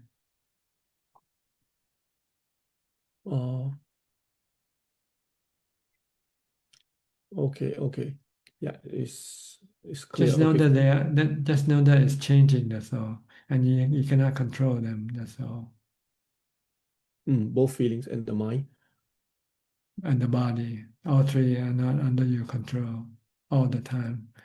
You might be able to control them from time to time, and sometimes you cannot control them. So when you cannot control them, then just let them be.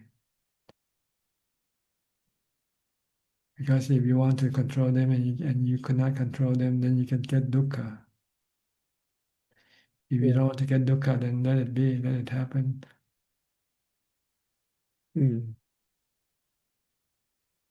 Okay. And then you always teach us not to react.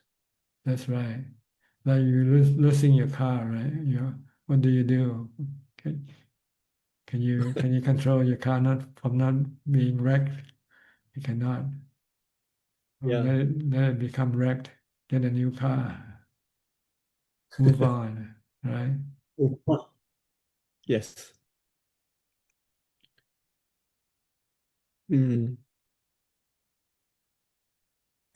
Okay, that was my questions. But in terms of practice now, yeah, I'm trying to establish like mindfulness during my daily activities, like going out for a walk, or sometimes like reaching out to get something. But if I'm mindful enough, then I'll be able to remember that moment. Yeah, rather than I sit down, because I'm not sure, like if we sit down and meditate, like we will increase the mindfulness, or if we try to be mindful in our daily activities, we will improve our mindfulness. Like, Well, the more mindfulness you develop, then the stronger your mindfulness will be during meditation. that's during daily activities.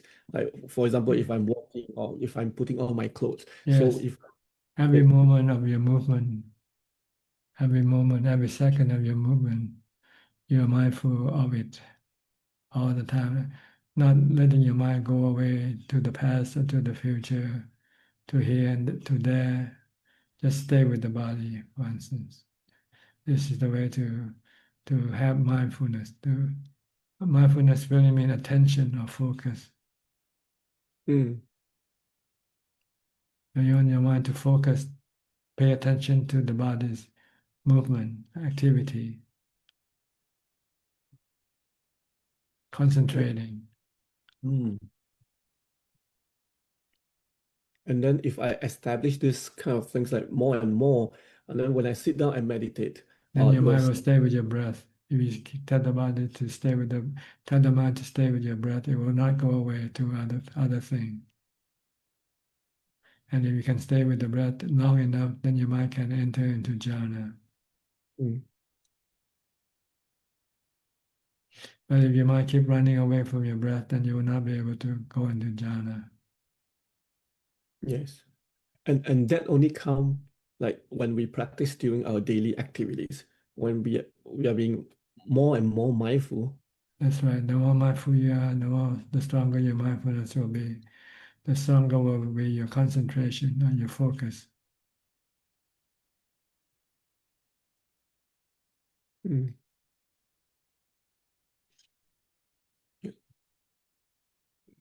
That's my Understand? Okay. yeah. Thank you, Daja. So keep doing mindfulness all the time. As soon as you get up, start mindfulness right away. Tie it to the body or tie it to a mantra, Bhutto, Bhutto. So you cannot go think about this and that. Unless you have to think, then you allow it to think only what you have to think. Don't let it think about other things that you don't need to think. You might have to think, what is today? What is today? What am I gonna do today? Planning and so forth. Once you know what you have to do, then you stop and then go ahead and prepare yourself for what you have to do. While you're preparing yourself, you be mindful with your preparation.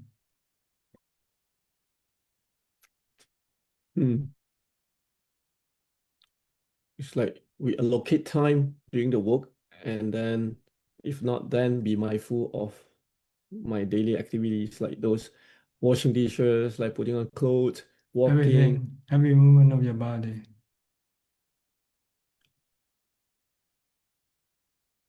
Even when you work, when you go to work, you have to be mindful of your work also. Yeah. Then you have continuous mindfulness, so that when you meditate, then your mind will not run away from your focus, from your meditation object. Mm. And if it can stay with the meditation object continuously, then it can go into jhana eventually. Mm. Can you stay with your breath continuously for 5 minutes without going away from it? For now, no. No, you know that. Okay. I'll give you a call. How long can you stay with your breath? A few seconds. I didn't really count though, but I know that, like even walking, right? Like that's why then I realized, oh, the monk like walk in the market, like they have to be mindful. Like even like I tested like myself when I walk like down the street and the mind wander, then like I have to pull it back again. Yeah, very quickly. You can only focus just briefly, and the mind start to run away again. Yeah. Yeah, that's how I realized, because that's why daily activities for me like now is so important. Yeah, just down the road, and then I thought I want to be mindful, but then the mind wander off and think of something else. Pull it You have back. you have to bring it back. Back to That's the how body. yeah. So now I'm collecting my mindfulness, even a small thing that I'm doing, putting on clothes or brushing teeth, like Everything you do with your body. yeah. Say the body, tie the mind to the body. Mm. Make the mind and the body act in unison, act together. Yeah. Whatever the body does, the mind does the same thing with the body. Like dancing partner. Ballroom dancing, okay. They don't do this anymore. Yeah. That really will start with check. Oh, okay. Yeah, Mind and because body should be together, not be separated. But normally the body and the mind doesn't always stay together, right? The mind can come back to the body and tell the body to do something, then it goes away and then come back again. Come and go, come and go. Yeah. It doesn't stay with the body all the time. So The sometimes goal I like of mindfulness is to keep the mind and body together for as long as possible. The longer, then the stronger there will be the concentration.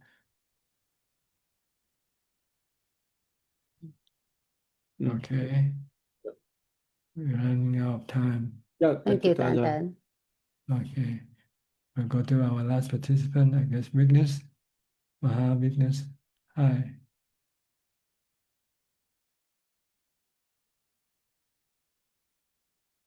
Can you hear me, sir?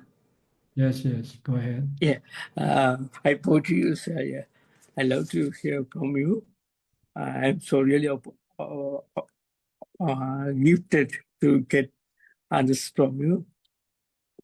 I want to know how to attain the Sotapanna and go to Sagagami and Anagami.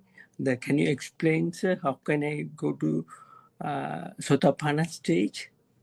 First, Sotapanna stage, you have to understand the nature of the body and the feelings. That's through Vipassana? Yes, you need Vipassana and you also need Samatha. You need Samadhi also, because merely understanding is not enough. Understanding and not being able to apply what you understand. You need to have Samadhi, the strength to stop your mind from being attached to your body and feeling. Oh yeah, okay. You have to be you have to be detached from your body and your feeling. You have to leave the body and the feelings alone. If the body is gonna die, let it die. If the painful feeling arises, let it be. Don't try to get rid of it. Okay. Because you cannot stop them from coming or going. Okay. When you try to stop them, then you can get dukkha or suffering or stress. Yeah. So this is the first step for the Sotapanna, is to let go of the attachment to the body and feeling. Okay.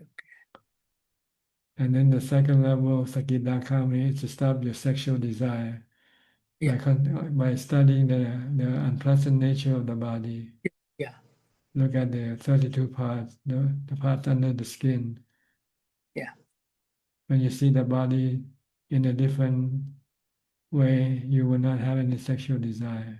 Yeah. That's so then you achieve the second and the third.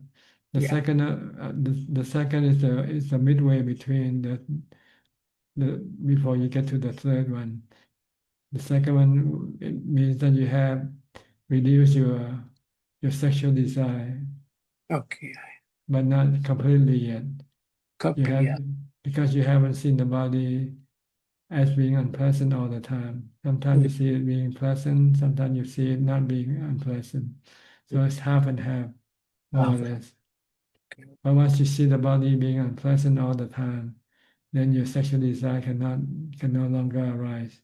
Then you have reached the third level of enlightenment, an anagami. Anagami stage. Yes. Okay. But the basic thing to begin this one is to anapana and to vipassana. No, to Yes, go. you need anapanasati first to be able to make the mind strong enough to stop your attachment. Yeah. If you don't have anapanasati, you won't be able to stop your attachment. Anapanasati, yes. So you have to sit in meditation using anapanasati until you get to jhana. You mentioned the 4 jhanas. What's that? Fourth jhana, equanimity. When the mind becomes still, peaceful, and happy. So that's 4th jhana. 4th jhana. But what about the 2nd and 3rd jhana? That's a samadhi too. There's a step toward the 4th. Sorry, what you say again? There are steps toward the 4th one. Okay. The goal is to reach the 4th one. So you don't have to worry about the 1st, 2nd, or 3rd. You just keep focusing on your meditation. It goes to the 4th one. Yeah, it will take you from 1st to 2nd to 3rd and then eventually to the 4th. 4th. By being mindful of your breath. Okay. Then you will eventually get to the 4th jhana. 4th jhana, okay. When you have 4th jhana, your mind becomes still, peaceful, and your defilement, your attachment stop working temporarily. Yes. So now you have the ability to stop your attachment. Right, or craving. Then when you apply wisdom toward the body and feeling, wisdom will tell you to let go of your attachment to the body and feeling if you don't want to have any suffering. Suffering, yes. So you use equanimity from your meditation to stop your craving or attachment toward the body and feeling. Feels okay. And another thing, you mentioned that Buddha mentioned that it's enough to 7 days or 7 months or 7 years to attain the final stage. So if it's 7 days, means we have to focus on this one, or it depends on. Yes, the more you practice, the faster you become enlightened. The more the input, the faster the output. Output is enlightenment. It depends on how much you practice. This is the input. It's very hard. It's not that easy to. Well, for a beginner, it's hard, but if you keep practicing, then it will become easier. As you advance, and then eventually you'll be able to practice all day and all night, except when you go to sleep. Yeah, me, I'm working also. So working is hard to balance. Working will distract your mind away from your practice. Exactly. If you work, then you won't be able to become enlightened. I know. You need to be free from working. Free So from that you can devote all your time for the practice. practice, yeah. And another one, cutting the grass at home and outside the home, there's a grass. So cutting the grass is a sin. Is it a bad karma because there's so many insects, living beings in the grass? Yes. So if you kill insects, it's killing. You're breaking the first precept. So we should not cut the grass either. Yes, just leave it alone. Let it become forest. Thank you so much. That's what I used to tell to my wife and kids. Don't do. Or else have some volunteer to do it for you. If somebody are willing to volunteer to cut for you, then let them cut it for you. But you must not tell them to do it for you. Because by telling them, you're also breaking the precept, even you're not doing it. Exactly. But if there's a volunteer come by and look at your lawn and say, "Oh, it's so it needs to be cut," and it does it voluntarily without you telling him to do, then you're not breaking the precept. He's the one who's breaking the precept, but he doesn't care maybe. Oh yeah. That's a good advice. Yeah, but you cannot tell them to do it for you either. And then it's a karma too. But if he wants to do it out of maybe love for you or respect for you, that's up to him. Up to you. Yeah. So long you don't tell him to do it for you. Okay. Thank you so much. Thank you. You're welcome. I appreciate it. All right. I think we have our last person to deal with is Kunjup, right? Kunjup, you have any question? Yes, ka,ท่านอาจารย์ค่ะกราบนมัสการค่ะ. We have 4 questions, and the first 2 questions are from the assistant Gmail. The first question is mindfulness being mindful of impermanent of things? No, mindfulness is being mindful of something that can stop your mind from thinking, like mindful of your body, or mindful of your breath, or mindful of a mantra, for instance. This will stop your mind from thinking. Question is Samanji. How can one recognize that they have truly entered a jhana state? Well, like when you jump into the water and go under with the scuba gear, you're in a different world. You know it when you get there. Because the mind will be different.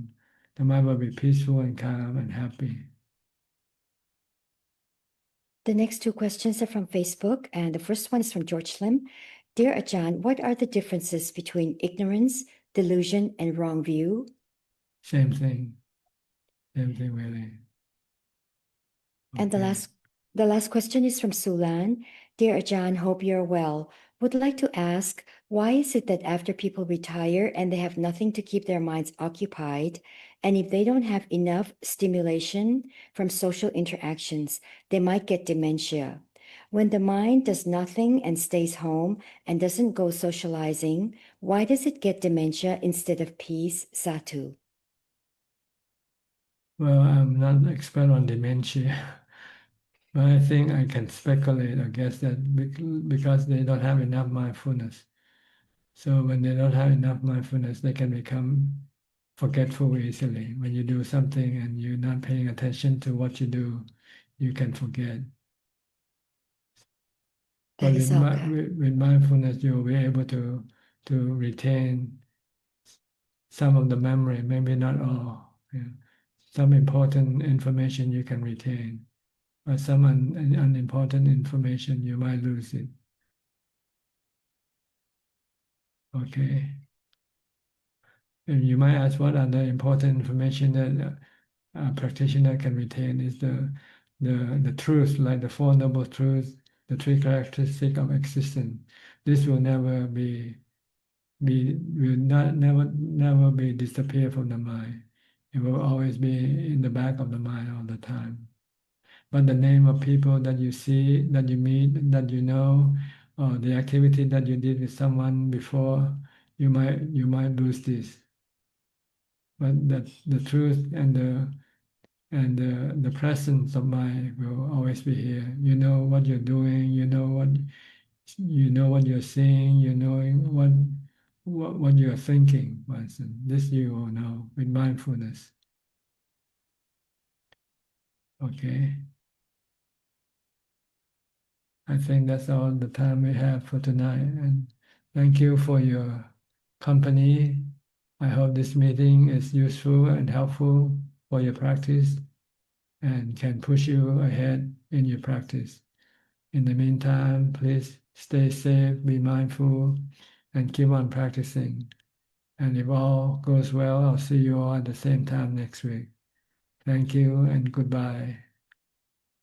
กับสาธุเจ้าค่ะ Sadhu. Bye, Everyone. Thank you, Amy. Bye bye, Thank you, happy. everyone. Bye bye, friend.